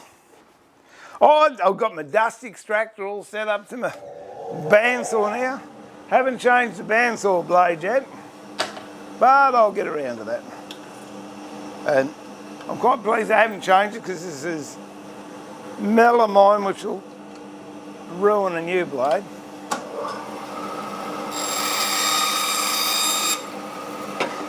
Okay, that's one. To there, and we'll do one there.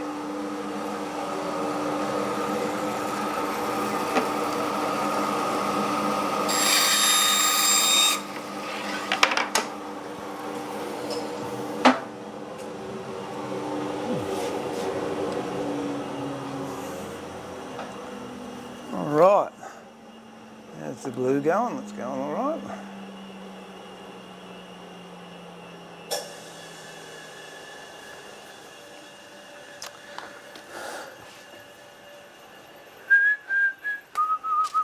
So the great thing about streaming is I can come down here and do what I like, and I can talk to all of you and no one thinks I'm mad. Whereas I most likely used to come down here and talk just as much as I do, and then there was no one here.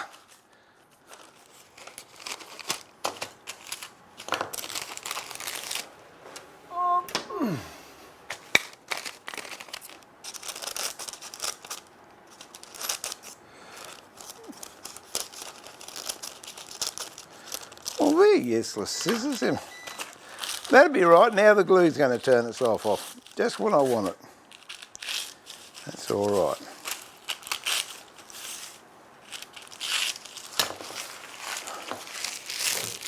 Whoops.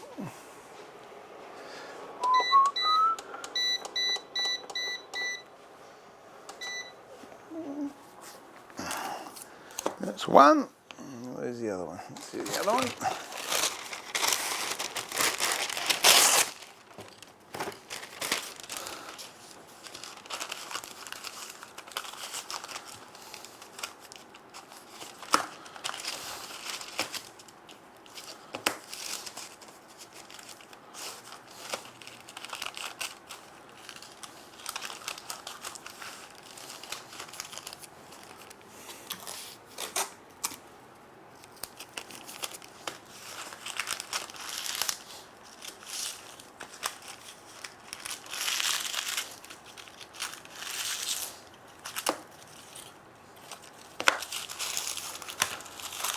Okay. Just before we have the big execution of the creative fixing stuff-ups, I'll have a chat to relax me nerves. Where are we up to? Cufflinks.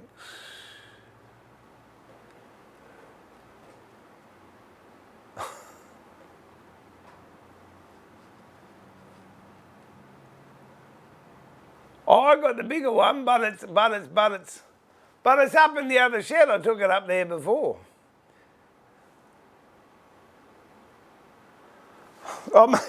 It's one of those things. It was one of those things. That I like using, but sometimes you just buy stuff because it's cute. I mean, the NX60, I bought that.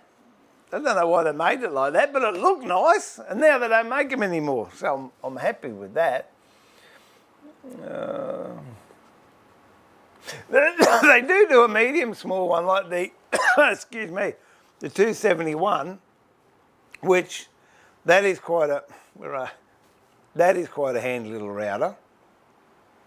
That's the 271 of Stanley's, but I know Rec will make one of those, and that is quite handy. But I've got that one, so I don't need it, I'm supposing.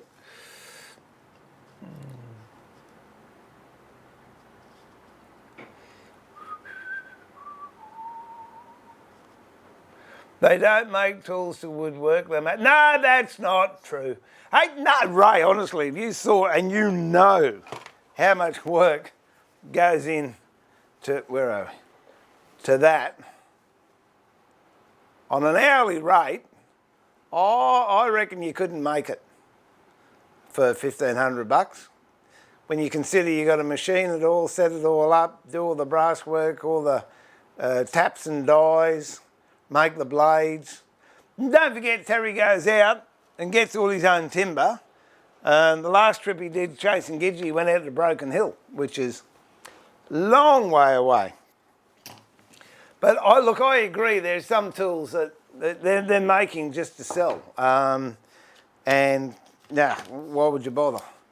But good tools cost... Well, look, I don't think it's a question of good tools cost a lot of money. I think there's just a lot of cheap tools on the market that make it appear that the good tools are expensive. They're not expensive when you look at what you're getting for it, but they're expensive compared to the cheap knockoff lookalikes that in most cases, I won't say all cases, but in most cases, don't do the job the dearer ones do. Are you bringing this box to the show? Oh, mate, if it's... Oh, yeah, look, I might. I don't know. I'm going to do one of those pateras that's on the top of the box. I'm going to make one of those using the scroll saw. So I don't know. I don't know if I'll take it there or not. All depends. Don't even know what I'm doing. Well, I know what I'm doing. I'm making a Gothic... Making a couple of Gothic stools with a lot of carving in them. They're done by hand. I'm making a picture frame with H&T Gordon hand tools. I'm making that patera. I'm going to do some double bevel silhouette inlay, which is really good fun. No, it's hanging up in the other shed. But I used to do them and just... Oh, hang on, wait a minute. I might have, whoops, what I mean here in a box lid, I think.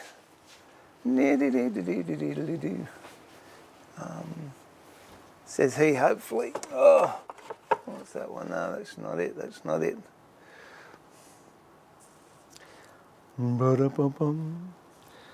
No, but what it is, you use the same timber, but by offsetting the grain of the timber, you get quite a nice pattern, but you're using the one piece of veneer. So I'll do some of that. No, I can't find it. It's gone tatters. Oh, now you want to get on your bed. As soon as I want to walk on it, good on you. And just say good day and meet and greet, I suppose. But that's it. Well, let me go. What are you up to, Doc? Had 2 grand planes and he uses a $10 Irwin chisel. Oh, there you go.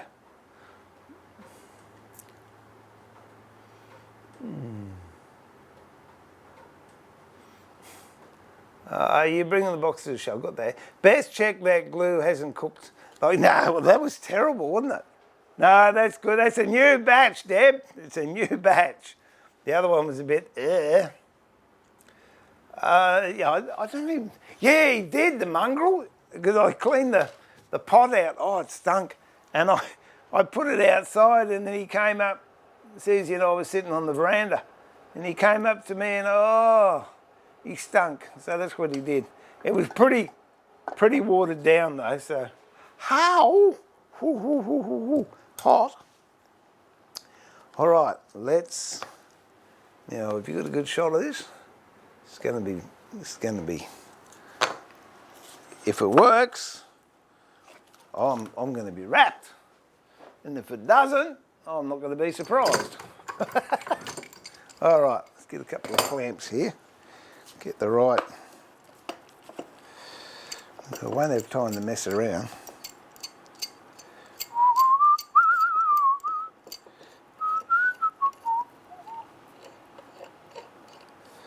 Boom.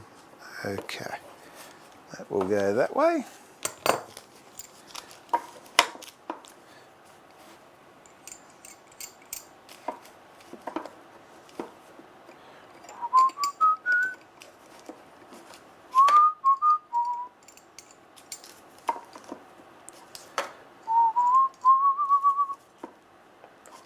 Nearly. There we go. That will go that way. Okay.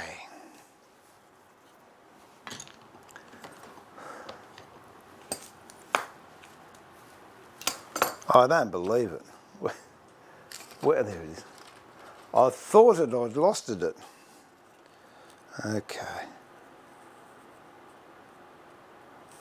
That's going to go right in there like that. So we'll do that one first.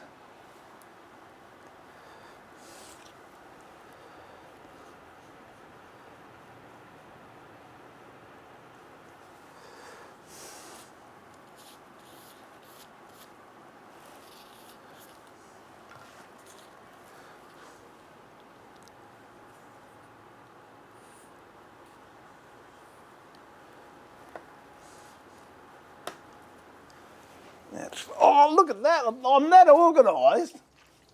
I am that organised. I even have a bucket with rags next to me,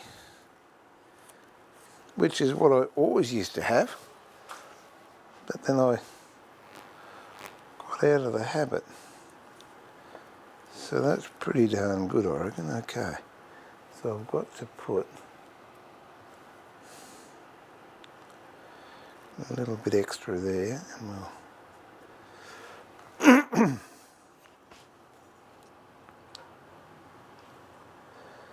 providing I get it into the bottom and into the top, I reckon I've got a chance.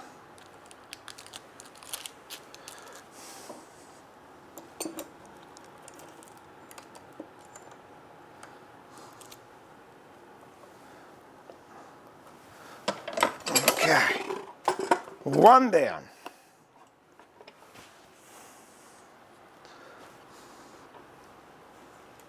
It's got a bit of a ridge on it still. Just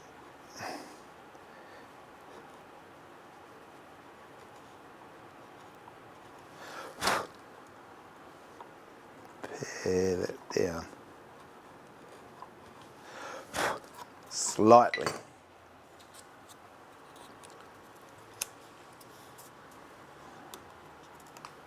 Goes there, goes. Awesome!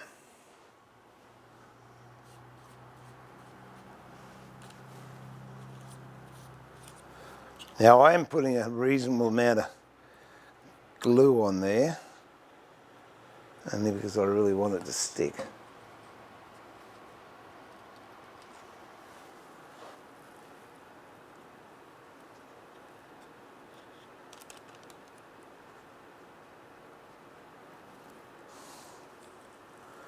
Tell you what, I'm quite liking this 3D technique, especially if it works. And again, you couldn't use, or I wouldn't recommend, you use an orbital sander to sand this when it's finished, because being raised, you're going to knock that off first and you'll ruin the whole effect you're trying to achieve.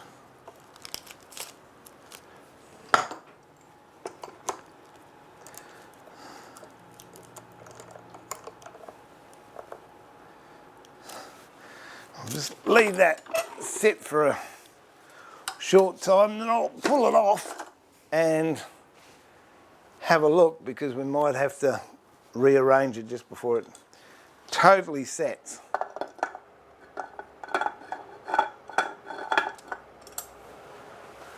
Oh, all right. I was going to put these quadrants in there too from this poplar, but if it works out the way it seems to be working out, I won't. Now we'll make a stand for it to sit on, which is going to be easy peasy. I'm going to have a bit of a clean up. I'm not saying it's going to last for long, but even if it lasts for a couple of days, it's going to be worthwhile.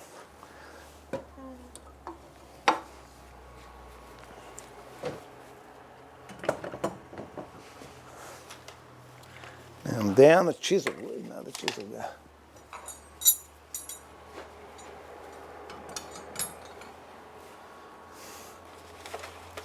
Here it is. And wait one, talk amongst yourselves. I've just got to go and get another job. I've just remembered I've got to do. I'll be back.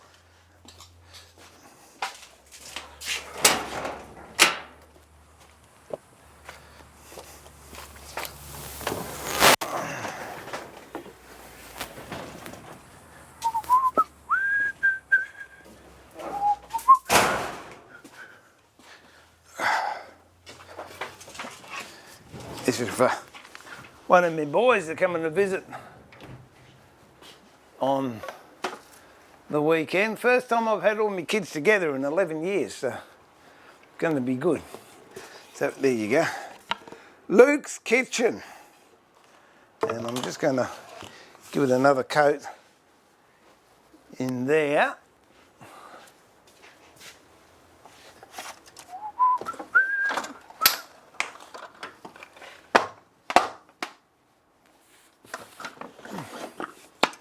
I can find my pens. Here we go. That one looks like it there. Oh, let's move these around.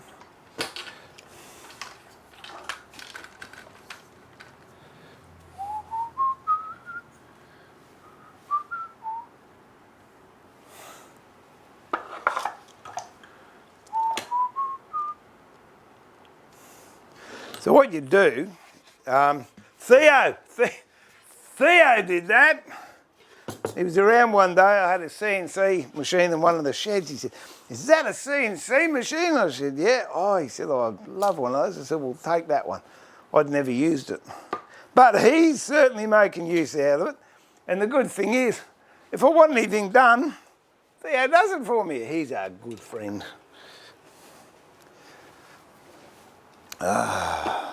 So what you do is you paint it, the name in like that. Doesn't matter how rough it is, stay within the lines if you can. And then when it's dry, I generally give it 2 coats of enamel. When it's dry, you sand all that off and all this overage, it disappears when you sand it and you're left with a really nice crisp lettering. I started doing that, gee, I was still in the army, I think. So it would have been 80, 90, about 20, nearly 30 years ago. Oh, hang on. When was that, 80? No, it was over 30 years ago. Well, 70, 80. 1980 I was doing this. So what's that? 90? Yeah, 39 years ago I started doing signs. And there you go. All these years later, I'm back doing it again. So I'll just fill these in.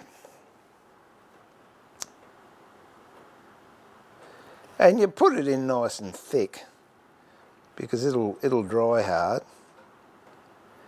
And if it takes 3 days to dry, it doesn't matter.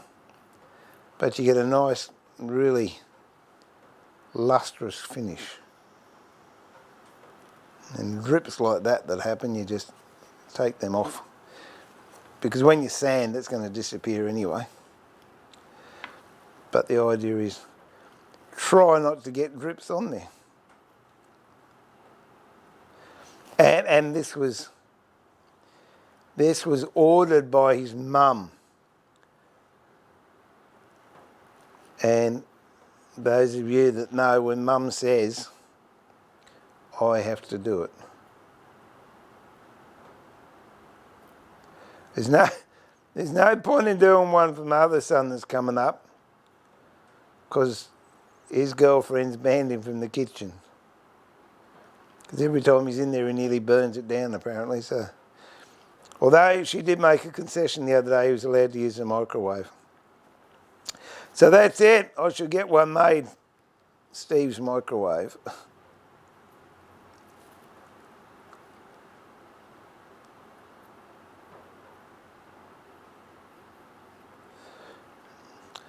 And then I'm going to go and pick up a record scroll saw, which is the one they're supplying for me to do the wood show next week. But I've never used one before. I've got an old Hafco and an old Hegner, but I thought if record are good enough to supply me with one, I should at least play with it. So there you go. Next Monday, I'll be trying out the new record scroll saw.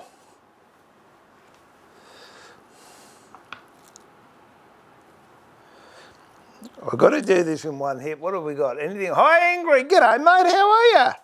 How are your streams going?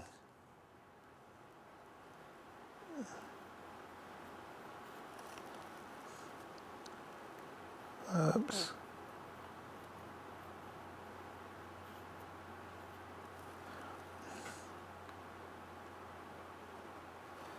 Here we go.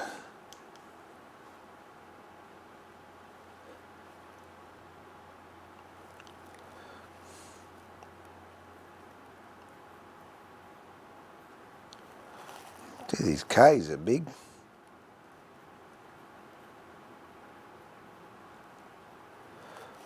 Yeah, Theo worked out how to use it. I just looked at it for a year. It just sat there until finally I went, putting it in the shed. Well, good little machine though.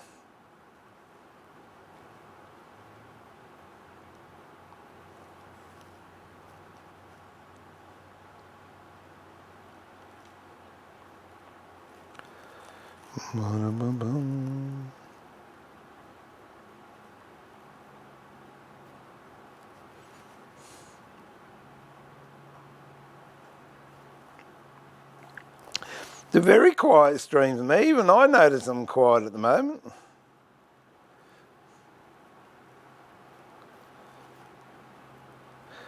Oh, I tell you what, I'm looking forward to when I've got all the work done around the place.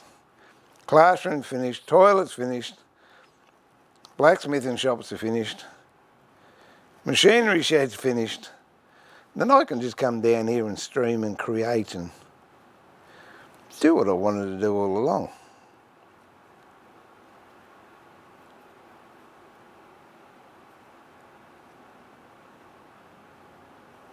There you go. I'll just clean all that up. Oh, there's a bit of rag. Oh.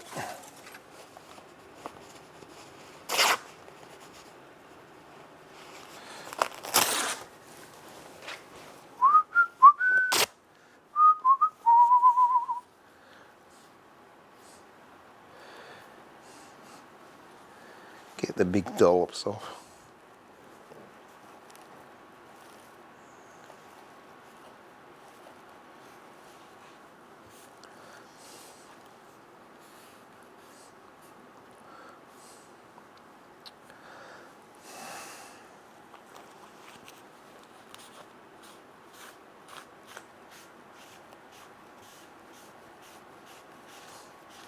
Oh, I might even, when I rub this back, I reckon I'll do this Thursday. I might do a quick stream on Thursday. And you can see how well that comes up because it looks like a dog's breakfast at the moment. But it will look all right when it's finished. Oh, now, where's my brush? Where is my brush bottle? That's an interesting question. Oh. Honestly, I thought I was organised. Well, I am organised, I just can't find anything.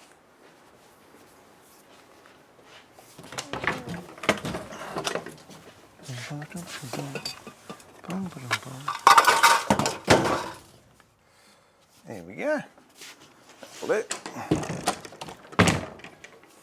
I gotta fix that door till it's off its hinges. Oh, what's happening? Here, let me. These paintbrushes are too dear to throw away. What do we got? Well,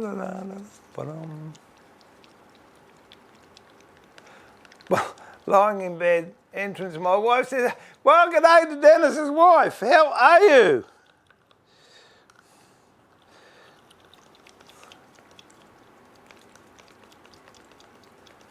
Well, Michael said, well, I suppose they could. Microwaves could burn the house down. Yeah, anything's possible. Are they letting you keep the tools after the show?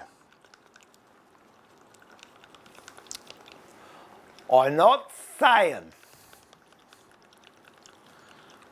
But there's every chance there could be a record tool or whatever here for me to use.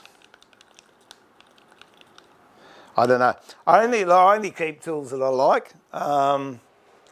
There's no point in... And the thing is, the tools that I use, I know work. So, as I said, I've never used one of these before. So I don't know what it's going to be like. But I'll be fair. If I like it, I'll tell you it's nice. If I don't like it, you'll never see it again. And the deal is really, if someone sees me using something and they come to my workshop, that's what they see here. So it's not the dog and pony show, or what do they call it? Cash for comment. So, you know, I have never, and nor will I ever, say something's good just because someone's paid me to say it's good. If it's average, I'll tell you it's average. If it's wonderful, I'll tell you it's wonderful. And basically, if it's average, I won't have it in my shed.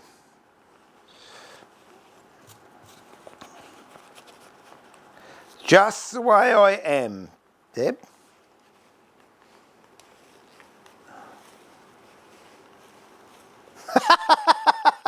Oh, nice one, Doc.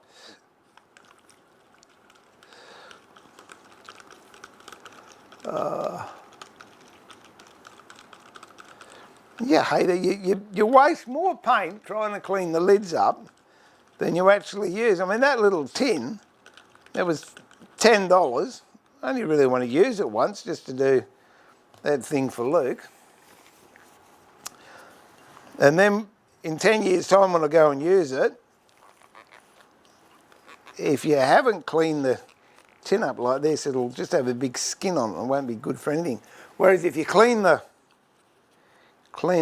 tins up and seal them properly, there's every chance in 10 years' time you can still use the paint. I know because I've done it.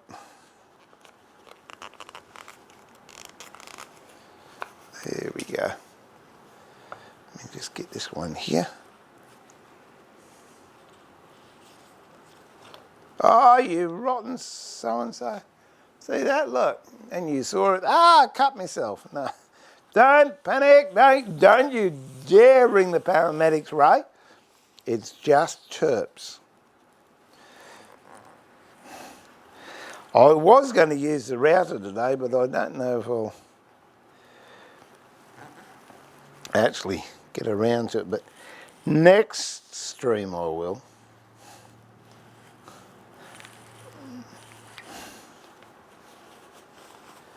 There we go.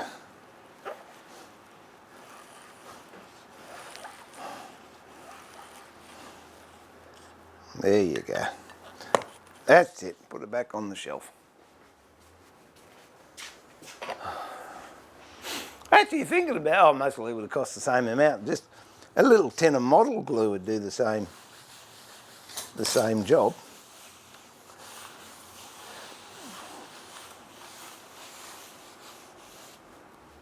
We'll throw that away because I think that's broken as well. And we'll throw that away because we've used it. And these are all my French polishing brushes. You want expensive brushes? These are expensive brushes. But they do a good job. Ah, okay. Let's just have a look, see how those... That's an interesting shot. What happened there? Oh, we'll see how... Oh, right in me cup of water. How good is that? We'll see how those bits are that we just glued on, and if they're in place, which I'm hoping they are.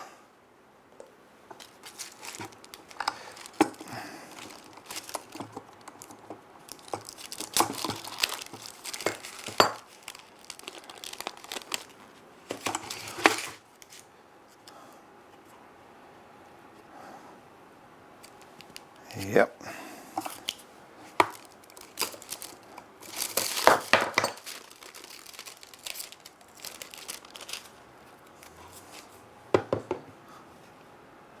That looks all right, I reckon. Now, get me out of the corner.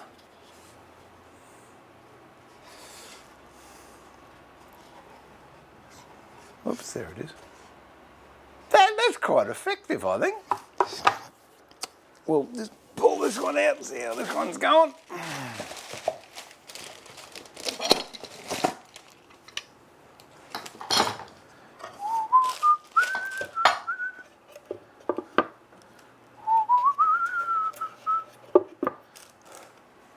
There you go. Doesn't that look, isn't that different? I was going to put these down here as well, but I think I quite like that. I'm going to leave it like that. I'll clamp it back up so we get that nice and flat. But I don't know, what do you reckon? Great way to fix something you've just stuffed up. And it's unique. And I've learned a new process that I might even do it on purpose next time. Clamp these back up.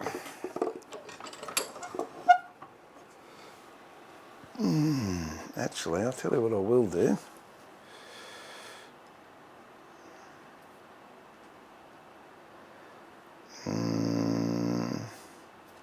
I might just get in there with a bit of rag. Actually, I'll use this rag here. And I'll scoop a lot of that excess glue out because I don't want it in there. Whoops, just broke that bit off, that's all right. I'll put that bit back on later on. We'll just wet that and that'll take that excess glue out.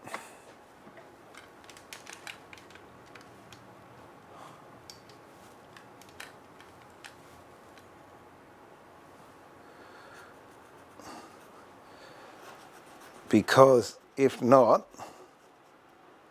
it's going to be there when we try and sand.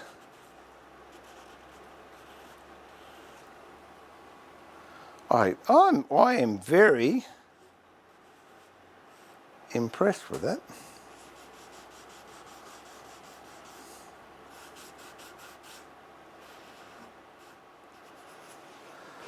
I'll just put this little bit back in there.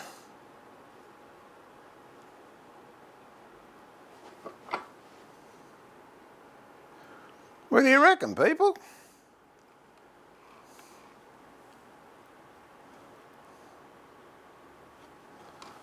I've got to tell you, I'm one happy camper with that.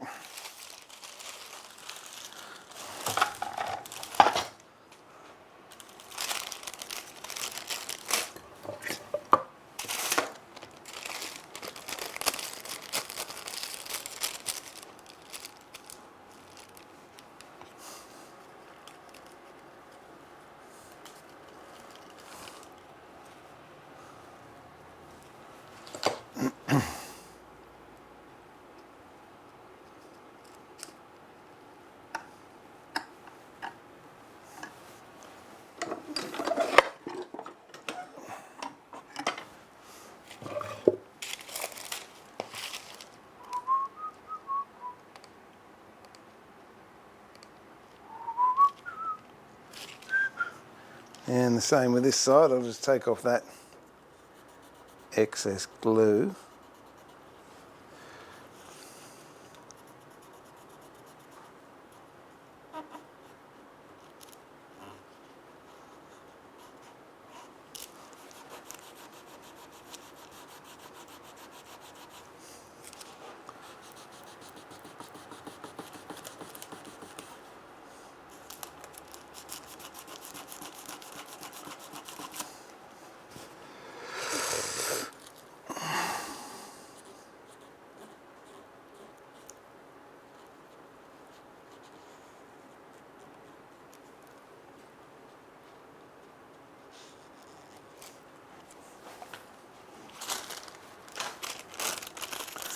Well, that's something I'm going to definitely try again on purpose next time.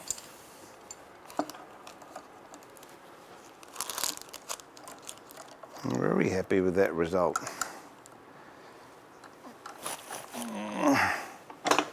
I'll have to check it again shortly just to make sure this broken bit that broke here is behaving itself. Now, how are we going with this? This should be dry enough to clean up now.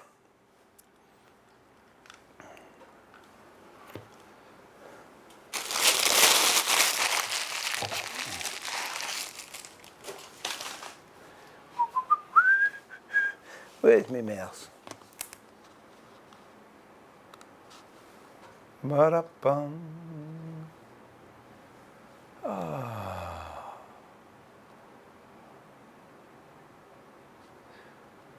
Are they letting you keep the tool? We've done that one. That's not much. Yeah, not even enough for a maker's mark, was there? Oh, good on you, Ray. Hey, Tango, how are you, mate? Good to see you in. Oh, I like everyone. This is great with all the blue circles. They've been with me for 3 months, so thank you for that. Great. In case you're wondering what those circles are, originally they were emos and they were meant to be saw blades. And the idea is the black one is you've been a member of the Woodworking Masterclass team for a month. The green one's 2 months. The blue one's 3 months. And it goes up and then we get a bit psychedelic when we get into the big figures. So thank you everyone that's joined the Woodworking Masterclass channel. I really appreciate it. And as I said before, what I'm going to be doing is uploading this stream to the community. So it won't be on public YouTube, but it'll be on the members community, so you can refer to the stream anytime, and then I'll pull some videos out of this and put them, speaking of which, just seeing how many things ago, put those up on the public YouTube. So it's another little bonus of being a member of the Woodworking Masterclass YouTube channel, and also you get the bloopers when I make them, and I do make them a lot from time to time. Okay, we're going to cut this off now, or cut these edges off. You can see that's not too bad. There you go. As opposed to what it looked like before. So what I'm going to do is cut these edges off, then we'll clean up these edges on the inside, then feather them in. Oh, where are we going to go? Looks like I'm too late. Always welcome, Tango. There's always a beer in the fridge, mate.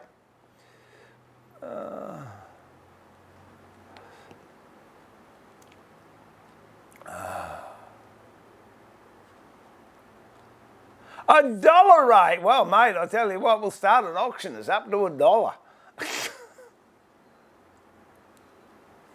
Yeah, well, there you go. That's what happens when you make mistakes. Oh, that's true. Yeah, Paul, it's got to be US, Ray. I'm not cheap. Oh, is it? Oh, well, there you go. I'll have to go back and watch RoboCop again. Oh, no, I'm thinking of Terminator. I don't know if I watched RoboCop. Oh, yes, I have. Yeah, ages ago, though. When I told you that I watched Ant-Man last night. That was cool.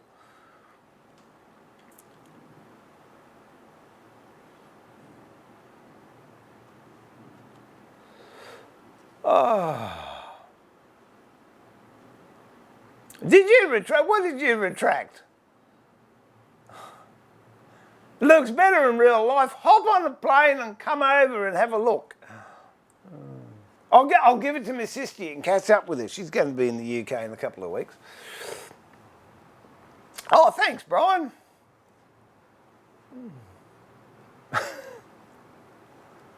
Hey, John from New Jersey. Welcome to the Madhouse. Welcome to the stream, mate.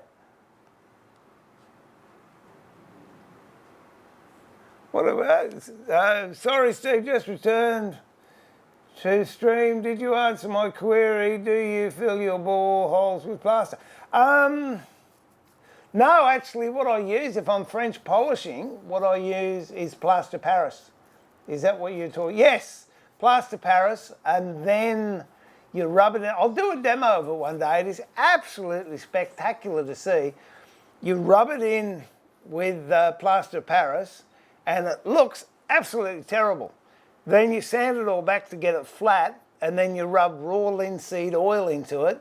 And what it does, it makes the plaster of Paris go translucent and all of a sudden all your holes are filled, but you can't tell what they were. Yeah, no, it's good. Now, wax would be too messy, and unless it's a really big hole, Ray, I'd use plaster of Paris.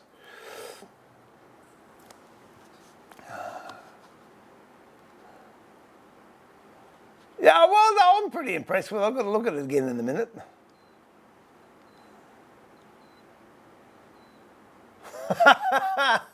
Now, what I'll do, I'll cut it in half on it. I think they're putting, I don't want it, but they're putting a record 10-inch bandsaw on my stand.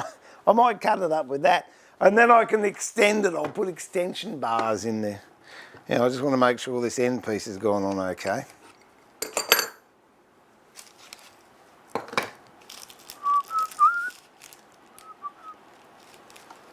Yep, that looks good. Just so you can see that end bit's going on.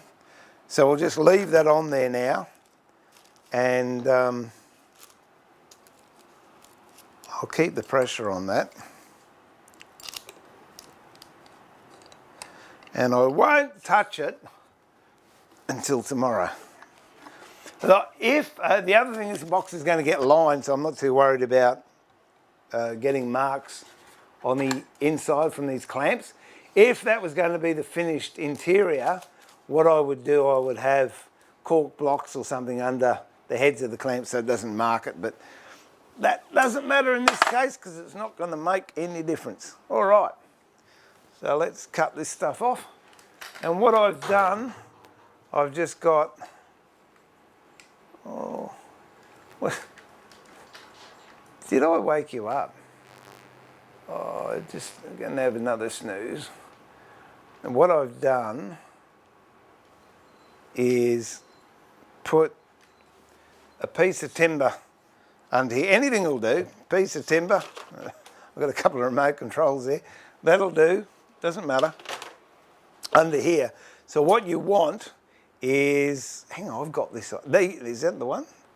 Well, that's not a bad shot. There you go. So what I've got is with this underneath here, it creates a crease on this side. I quite like that other shot.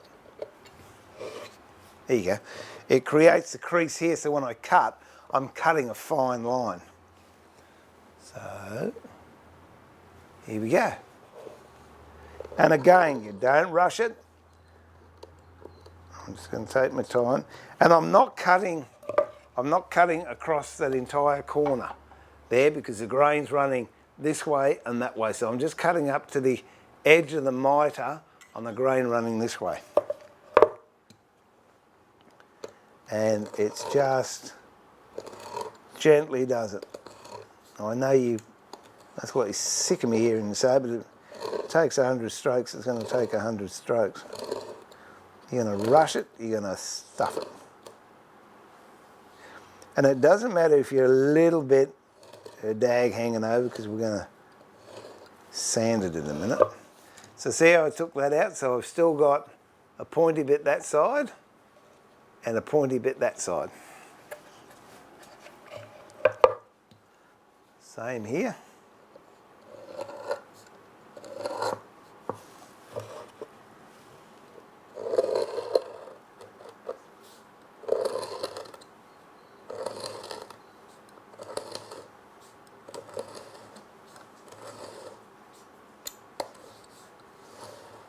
No, Bob. Go on, back on your bed. Go on. Again, pointy bit, pointy bit. And if you've got rounded corners like I have, there's every chance you're going to end up with little barbs on the corners. Don't try and cut those off with a knife, just leave them be. They'll come off when you put the sandpaper on there. Or abrasive paper, because they don't use sand anymore. Someone picked me up on that once. Okay. So now that's, you see we've got a sharp corner, but that's a round corner. So what you do, grab sanding block. As I've said many times, I get cork sanding block, cut 10mm off, put a 10mm piece of ply on it, then I've got a soft surface and a hard surface. And with this one, I want the hard surface and a bit of 120, I think. When I'm putting sandpaper on too,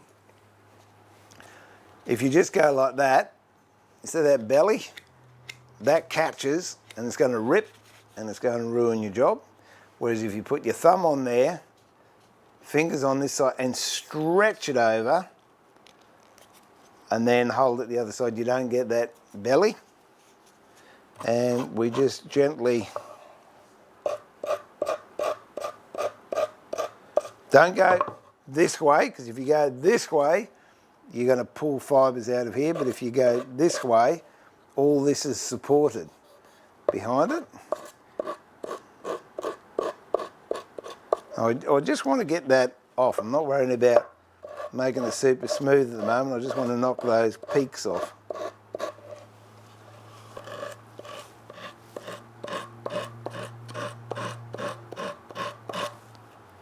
You can just feel them going with your finger.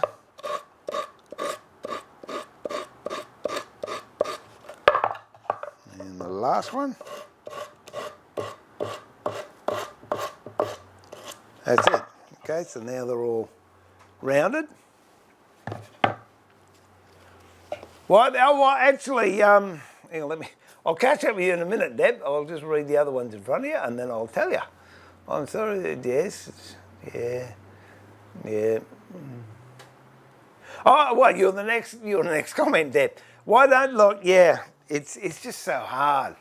I know exactly what I want, and even if I give her the number and someone in the shed, in the shop goes, oh no, you don't want that one, this one's a much better one, and she's likely to say, okay, well, we'll get that one. But I've got someone that hopefully I'll catch up with, and I'll see if I can get it put in one of their containers when they're bringing stuff out, because it really is a nuisance.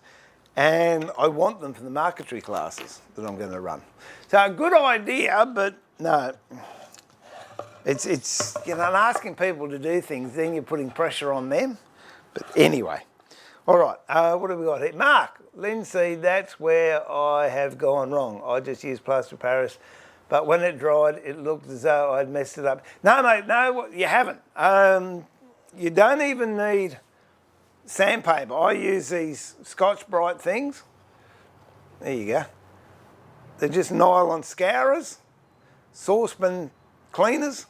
Just give it a rub with that. You want to get all the excess build up off, and it'll look shocking.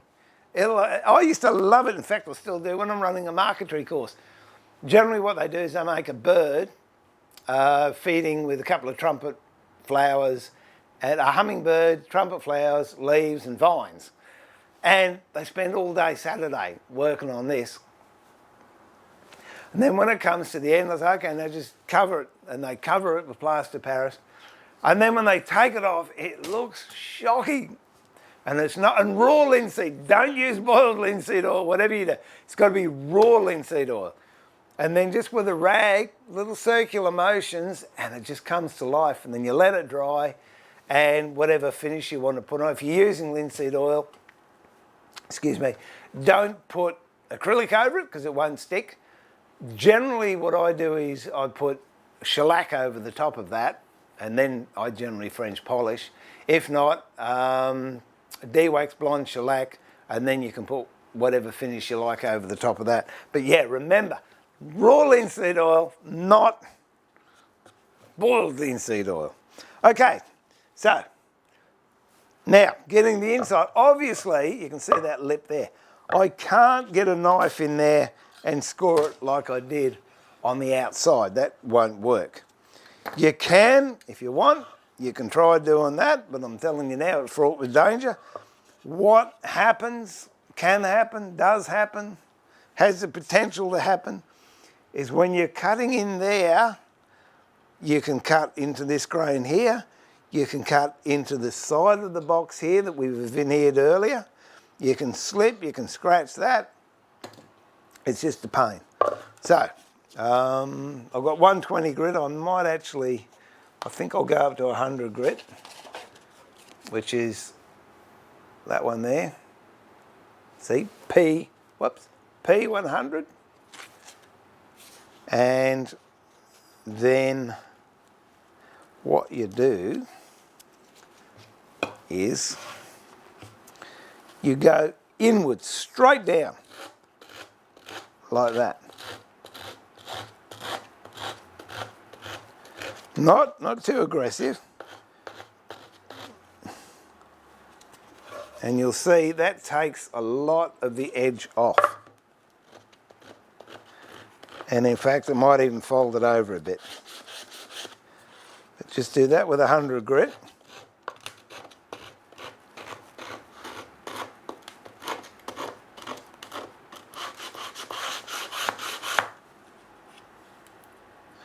If you see that there, you can pull it, but I wouldn't. I would keep doing this, and it will fall off by its own accord. If you pull it, you can, it's a bit like a thread on a cardigan. You can pull it and you can lose half your sleeve, or you can leave it there and get it with a pair of scissors later on.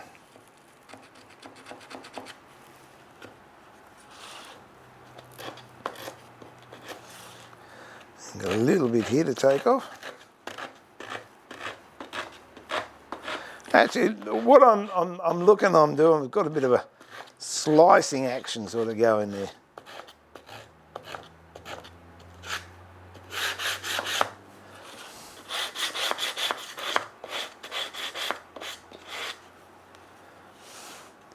And just feel it.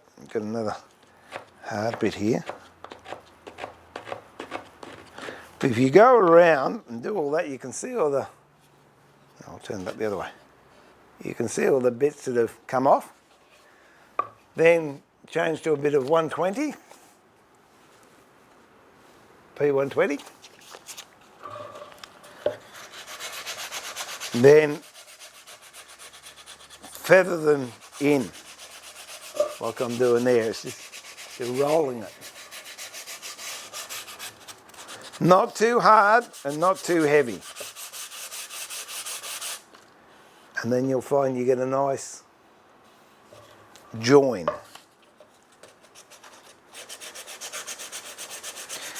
Be careful at this stage too. I nearly have one then.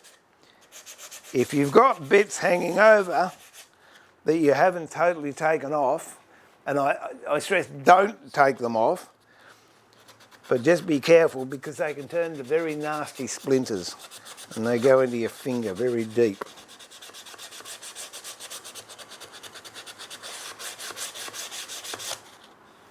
Then lightly run your finger up to make sure you've got it all. Haven't done this one yet.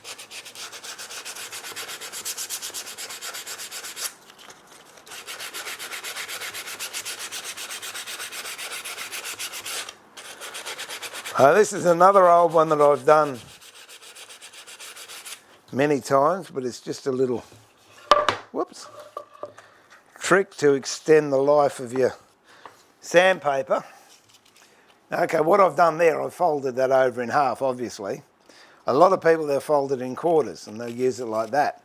What actually happens is this side abrades this side, so you'll get use out of that, you'll get use out of that, but when you come to use this, it's next to useless because it's worked against each side. So what you do is you get a piece of sandpaper or abrasive paper, fold it in half, so none of the cutting surfaces have matched, but you've got 4 quadrants there. Now what you do is you rip down one side to the middle like that. Then if you fold that into there, that is rubbing against there. Fold it into there, so that cutting surface is now against a flat surface.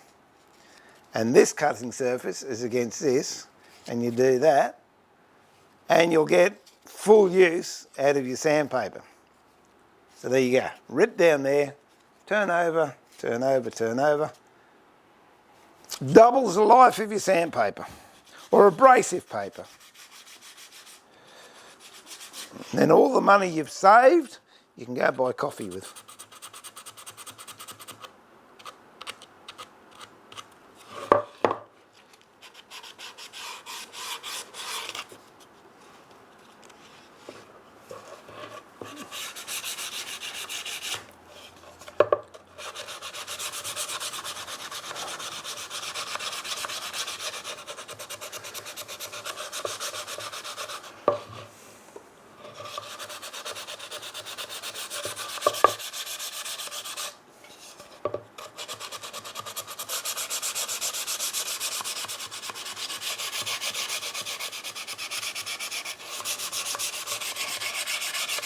Now that's nice and smooth all the way around.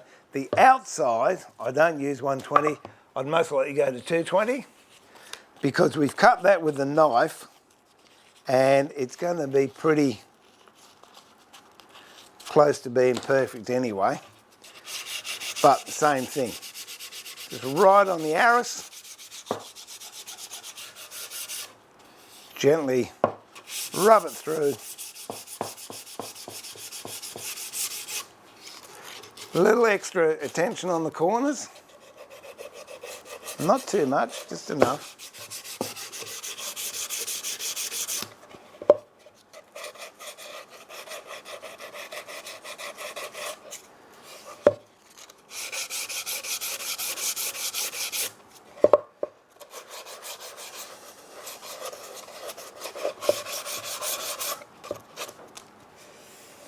And there you have it. So that's nice and smooth all the way around. There's no white showing through. We will eventually give it a final sand with about, I don't know, 240, 320 or something or other. But then it looks like a solid lump of wood, which is what we want. Oh!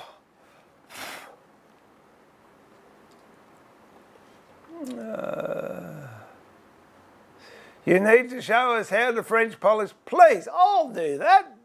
The thing is, Deb, I can show you, but it really is a very tactile experience because it's not about process. Well, it is. It's about process. You've got, what have you got? You've got filling, bodying, stretching, and spiriting off. There's 4 steps to French polishing. First of all, I've started to do it bodying here. I've just larruped some shellac on there with a brush, mainly just because I could see the colour. But you do that, and that's the filling stage, and you fill up all the little cracks and all the little blemishes with shellac. So it could take 50 coats, it might take 100 coats. And you keep on doing it until you look down there and all you can see is a flat surface. You can't see any blemishes at all, it's flat. Once you get to that stage, then you start bodying, which is you do that with a French polishing rubber. And I will show you. And it's just a question of putting, instead of using a brush, you're using a rubber. Then when you've got to that stage and you've got a nice sheen on it, then it's a stiffening part. And that starts to get a bit, because that's when you can actually ruin your job. But what you're doing is you're just manipulating that finish you've got on there, and you're using less shellac and more spirit than you did when you were bodying. And then you get a really nice, good sheen coming up. And that's when most people go, no, I'm leaving it. I'm not touching it, because the last part is spiriting off. And that is not for the faint-hearted. You've spent hours getting this beautiful finish, but it'll have streak marks on it. And it might have little bits of oil, because you use raw linseed oil when you're actually doing the bodying and the stiffening part. And the spiriting off, you're just using basically raw spirit. and you're pushing really hard and pulling really hard, and it gives you that extra little bit of wow factor. But it's also the part that can ruin everything.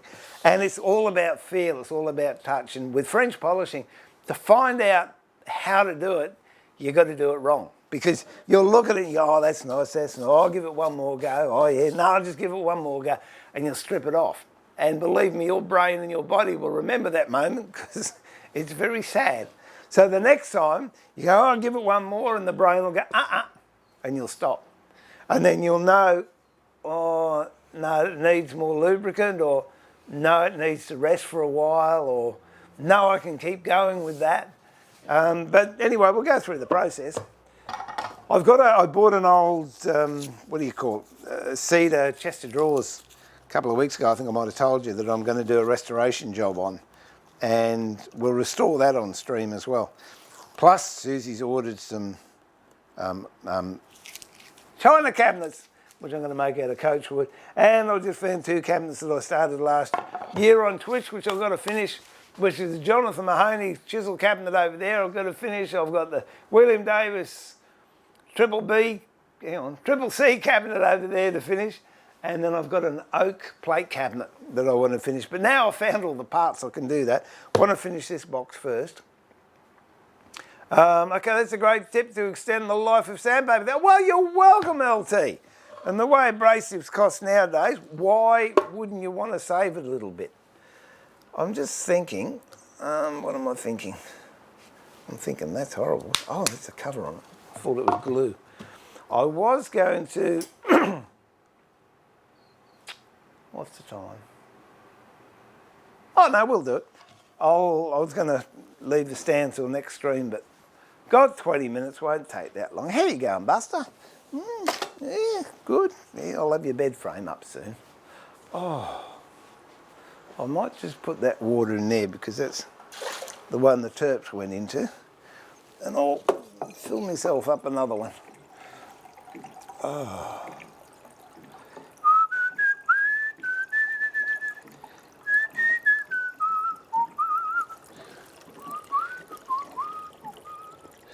And what I'll do in the meantime, tomorrow I'll take those clamps off that 3D bit that we did, and I will do that to that side. So we're moving along.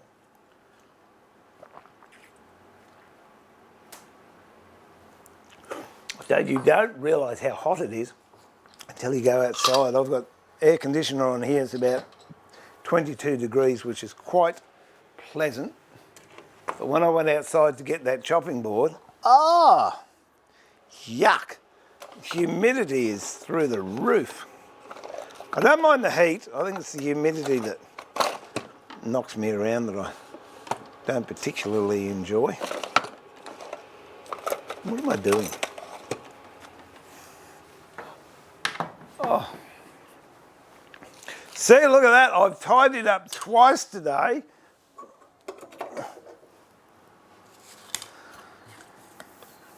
I don't know if it's going to last. It'd be nice if it did.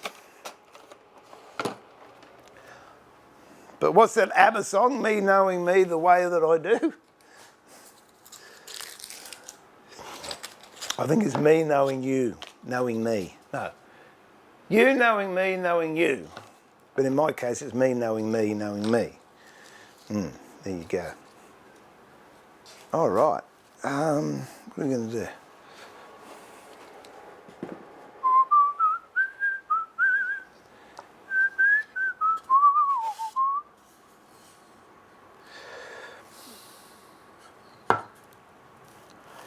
How big do we want these? I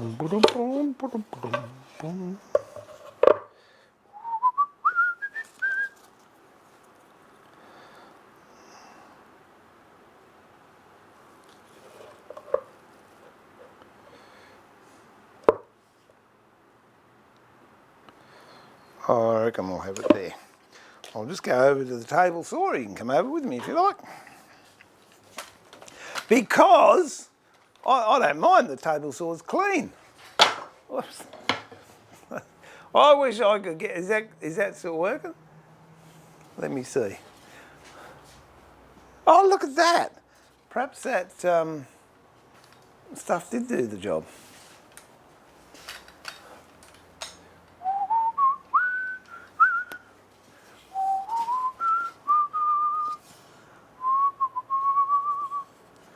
Now I've got to find out how thick bit I want these.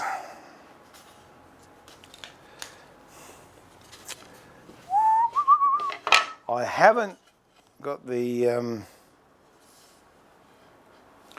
dust extractor fitted to the table saw yet.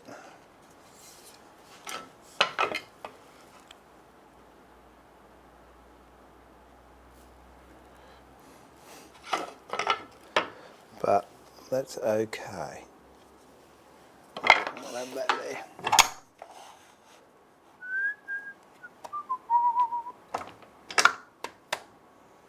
Don't care if I go a little bit fatter on these. Can you see that if I'm...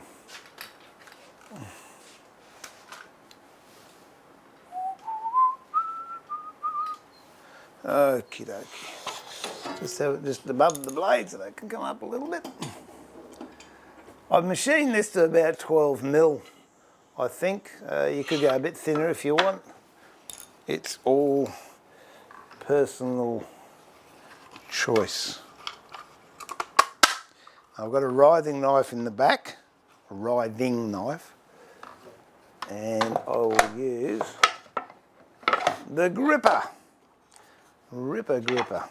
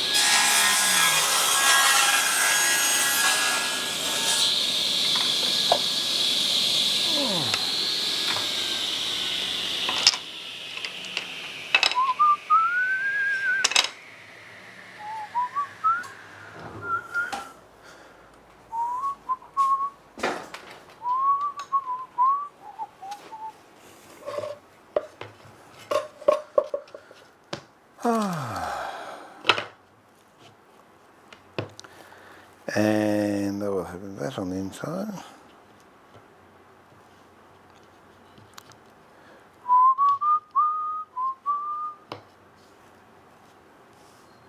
Okay.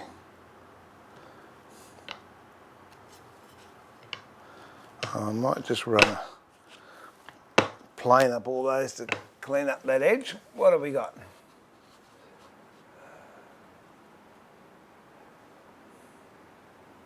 You remember to like the stream. Well, the main thing is you like what we do. That's the main thing, Deb. We just got out of a month of, no, it warmed up to 0 degrees. Oh, look, I like 22 degrees. 22 degrees is nice. I like it. Oh, look at this. Look. Oh, no, I was going to show. Oh, yes, I can. There you go, squirt bottle.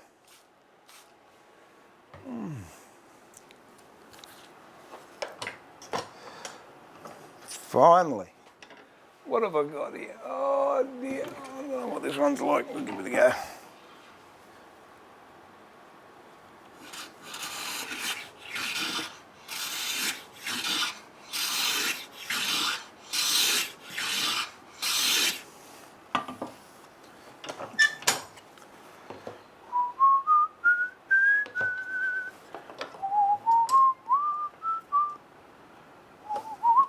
Now this is going to be the inside.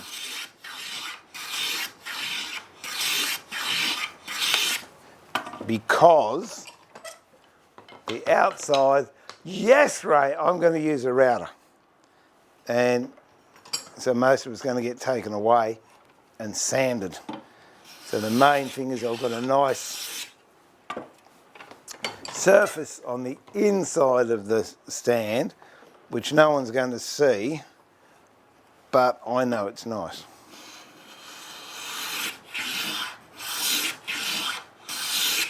Okay, there we go.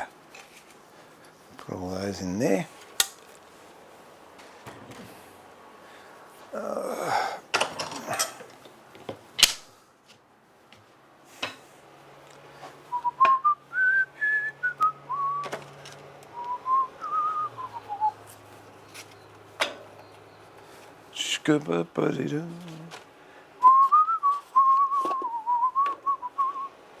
It's starting to become a catch-all bench again, isn't it? I'll have to fix that.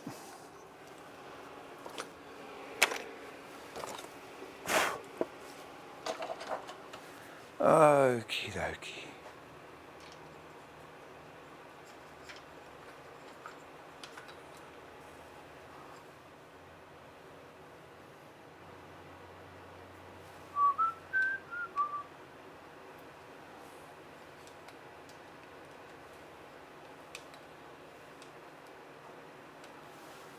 I'm going to cheat. How long do I need these? Oh, better find out that first. There's a pencil. I tell you, the amount of pencils that I found, incredible.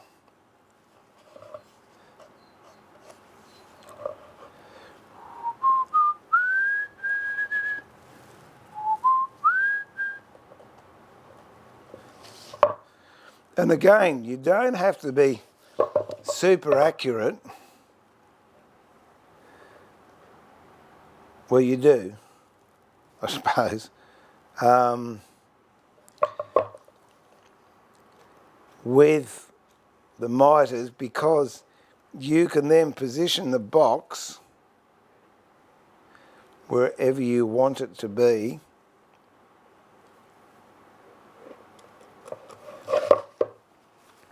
On the stand, the only thing is sometimes it's got too much hanging out and it doesn't look balanced, but that's still not a problem because then you just go over to the saw and you take what you don't want off the outside.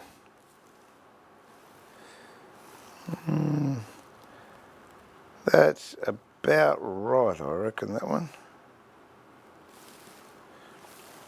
And a lot of it's just personal preference. What we'll do, we'll cut this one first. So come over to the guillotine. If you can ever pick one of these up and you're really serious about making boxes, they really are one of the best things.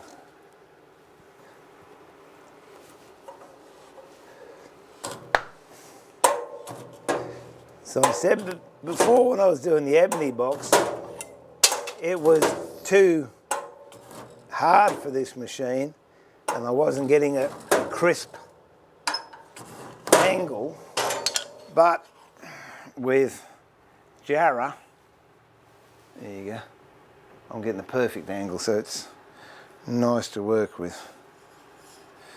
Okay.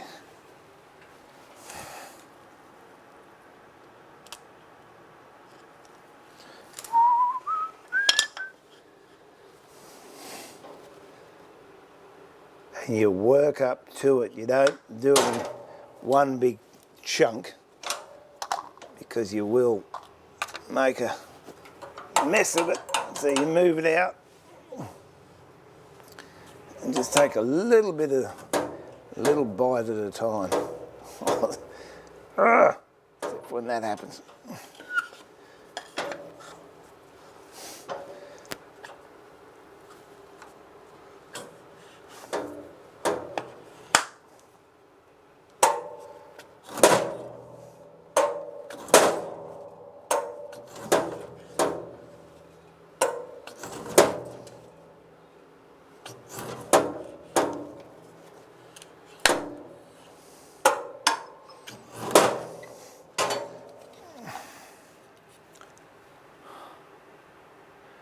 beautiful. And again, I do the longest side first, because then if I mess up,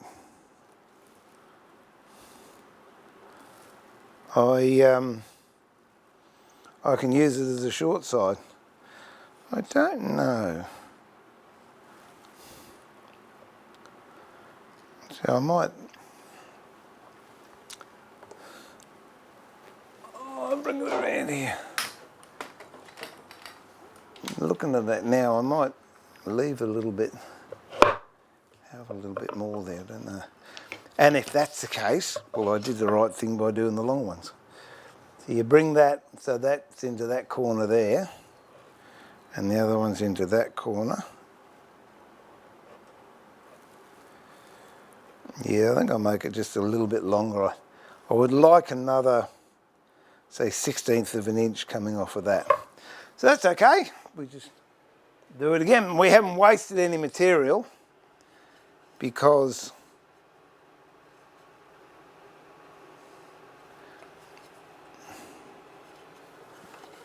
we can cut that one down to be a smaller one.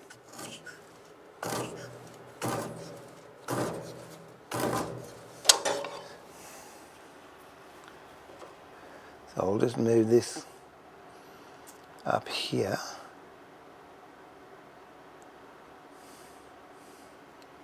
A bit more.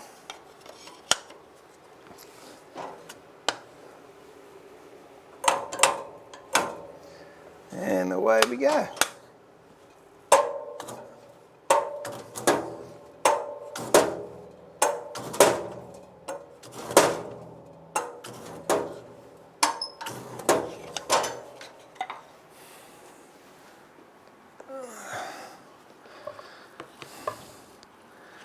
So that's, well, that might be an eighth of an inch bigger. We'll just see how that looks. Yeah, that's nicer.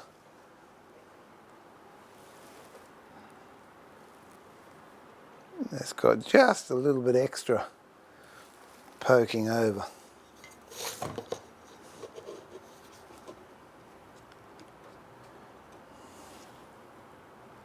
Because I'll round that over and then I'm going to have a stand underneath it. So we'll keep that one. We'll do another one of those. And when you're doing this, make sure that you've got the... Oh, just move me. Lost my screen. Wait a minute. Just make sure you've got the planed part that you planed facing outwards, so it's going to be on the inside of the frame.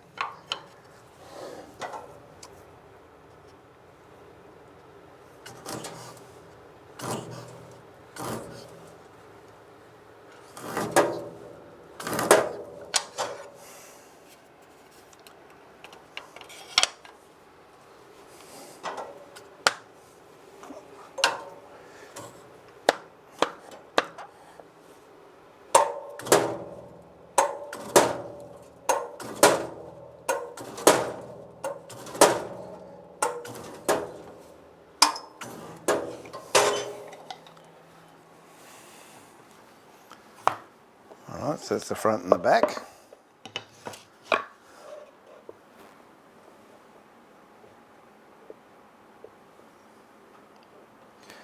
Now we just got to do the side bit and we're laughing.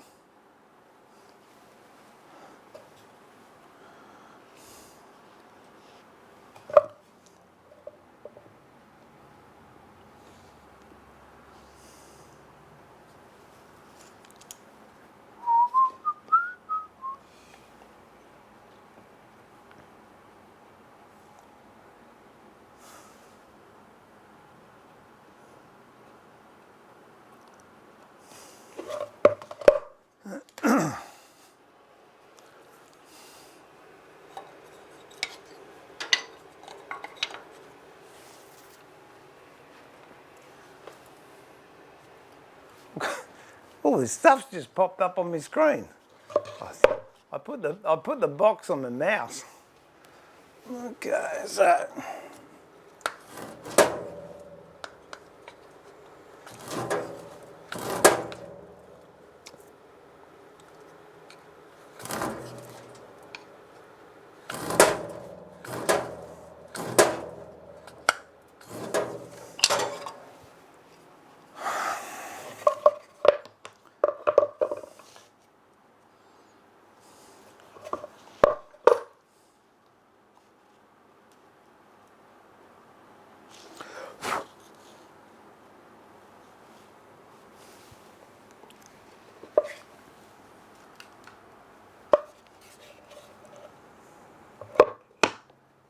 Place that on top. Make sure you're happy with it.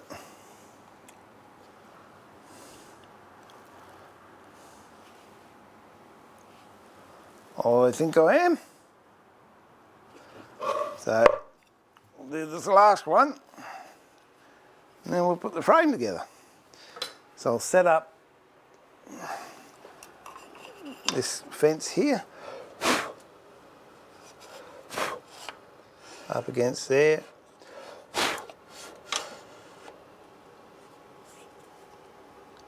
Clamp that off.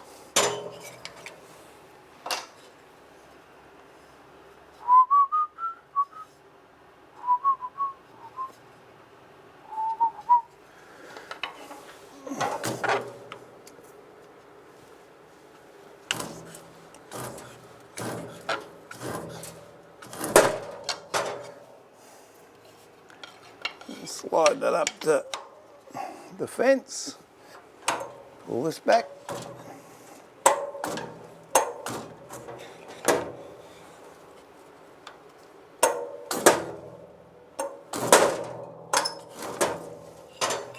All right, that is it.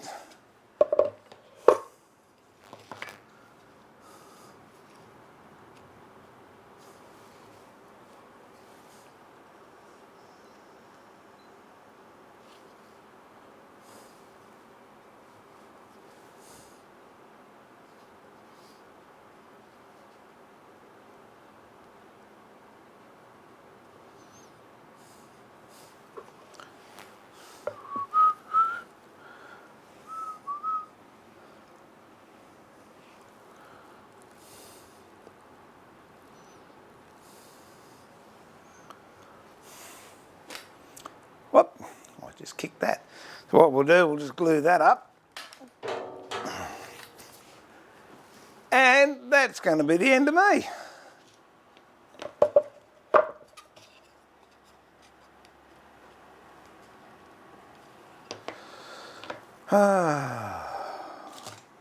And again, I think I'll use hide glue.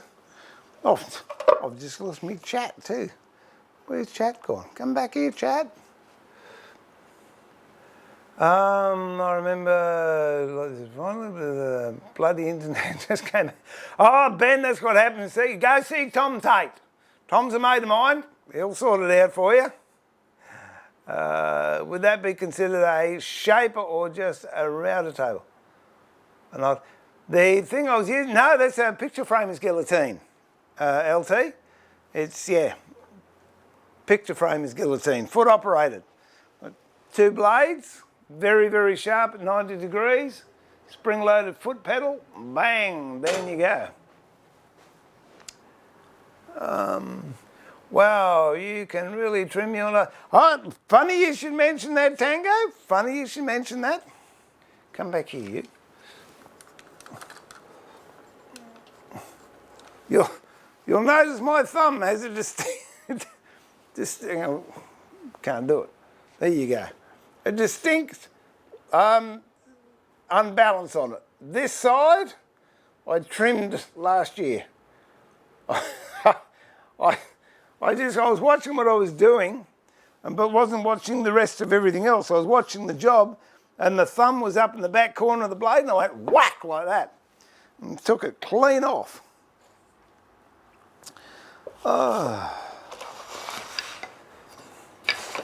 The joys of whatever it is. Oh, I don't know if I can do this because I haven't got all my things, but I'll give it a go. I'll glue this up.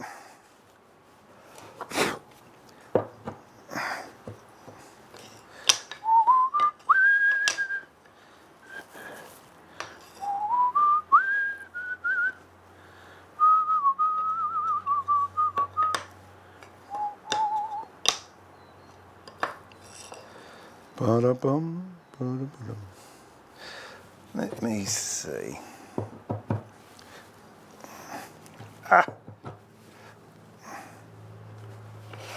Yeah, that might work. I've got to clean the fridge. I'm not going to show you that. I'll tell you what. That's a health hazard. 105, I want 107s, don't want 109s. Oh, I've got those 107s here somewhere. Aha! 2. There you go. I reckon it'll be 100. I'll take 109 just in case. There we go. I keep my rubber bands in the fridge, they last longer. Don't ask me why, I just...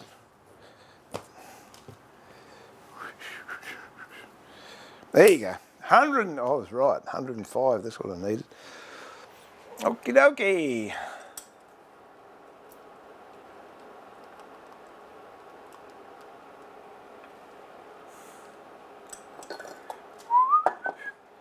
Get the infamous glue pot once more. Pop him down there. Got that there, ready to go.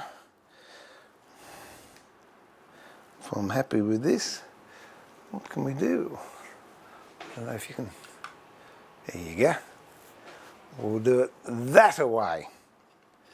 So now what you do, doesn't matter if what glue you're using. As you that follow me for a while know, I double glue. So I glue every part of the joint. I don't care if it says you only have to glue one surface. You get a much better joint if you glue both surfaces. And there we go.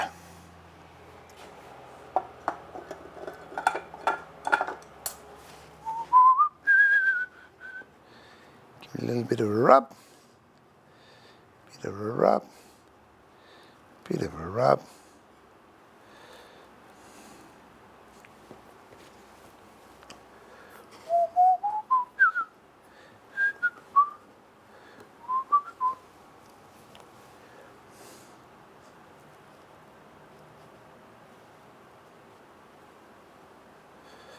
Don't try this without safety glasses. You nut. Ugh. Or glasses at least.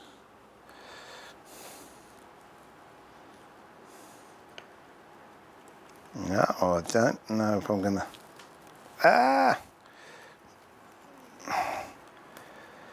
Not sure how we're gonna go. No, I'll use the bigger one.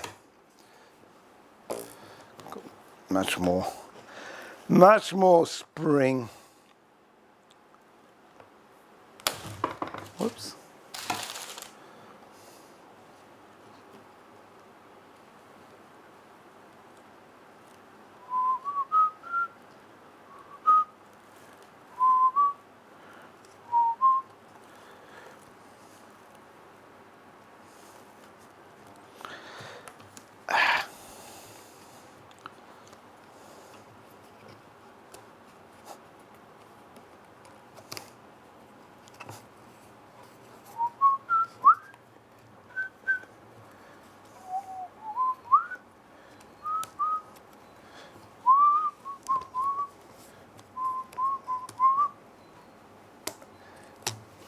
It would be ideal if that dog had gone down, but anyway.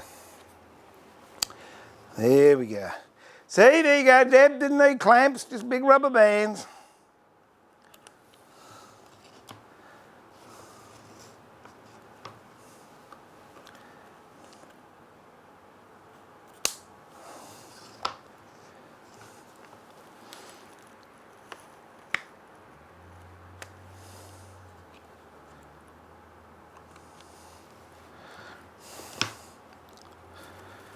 There you go. Nice tight joints, even pressure all the way around. No dramas. Pop him there. That's all ready for next week.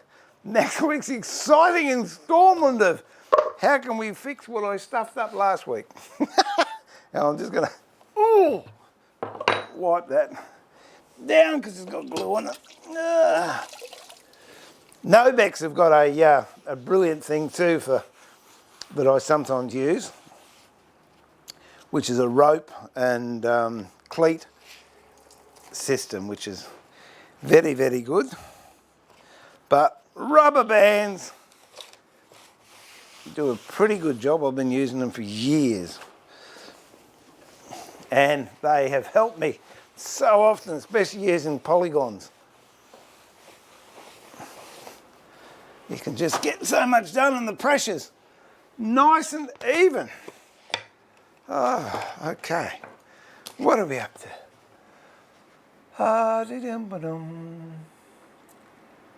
You like the knees, Deb? G'day, Dr. Crazy. We're just about to go home, but hey, lovely to have you in. Thanks for dropping by. G'day, Chris from Atlanta.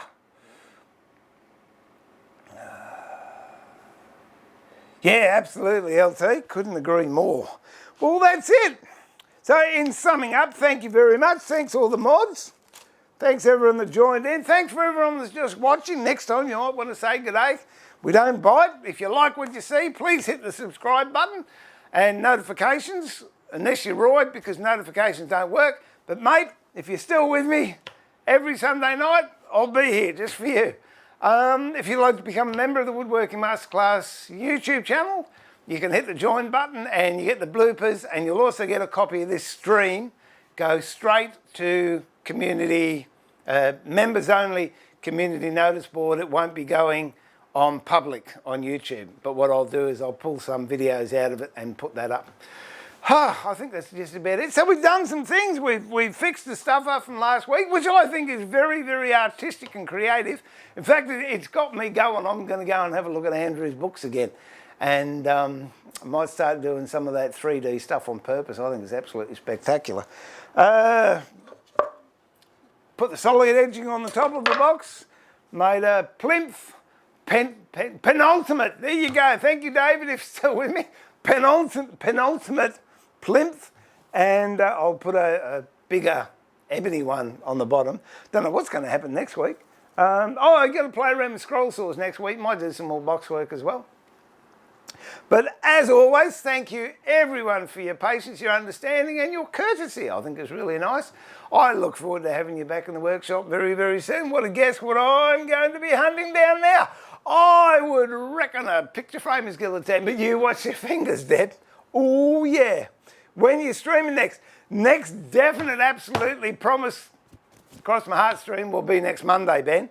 But I'm thinking I might do one on Thursday, just an impromptu, because I'm going to clean that up and it'll be in the morning because I'm picking my son up from Brisbane Airport in the afternoon. So I might do that one, might have a bit of a play around. And if you can make it to the show, mate, that'd be great. That'd be good. Oh, thanks, Brian. Appreciate it. Thanks again for your continued support. Good show again about redesign. Mate, you got to think on your feet in this game. You go broke otherwise. That's about it. So, this is Steve pulling the shed door down and saying, remember to keep it sharp and more importantly, keep it safe. Look after yourself, be kind to each other, and I look forward to having you in the workshop, at the workbench, again, very, very soon. Till then, God bless. See ya.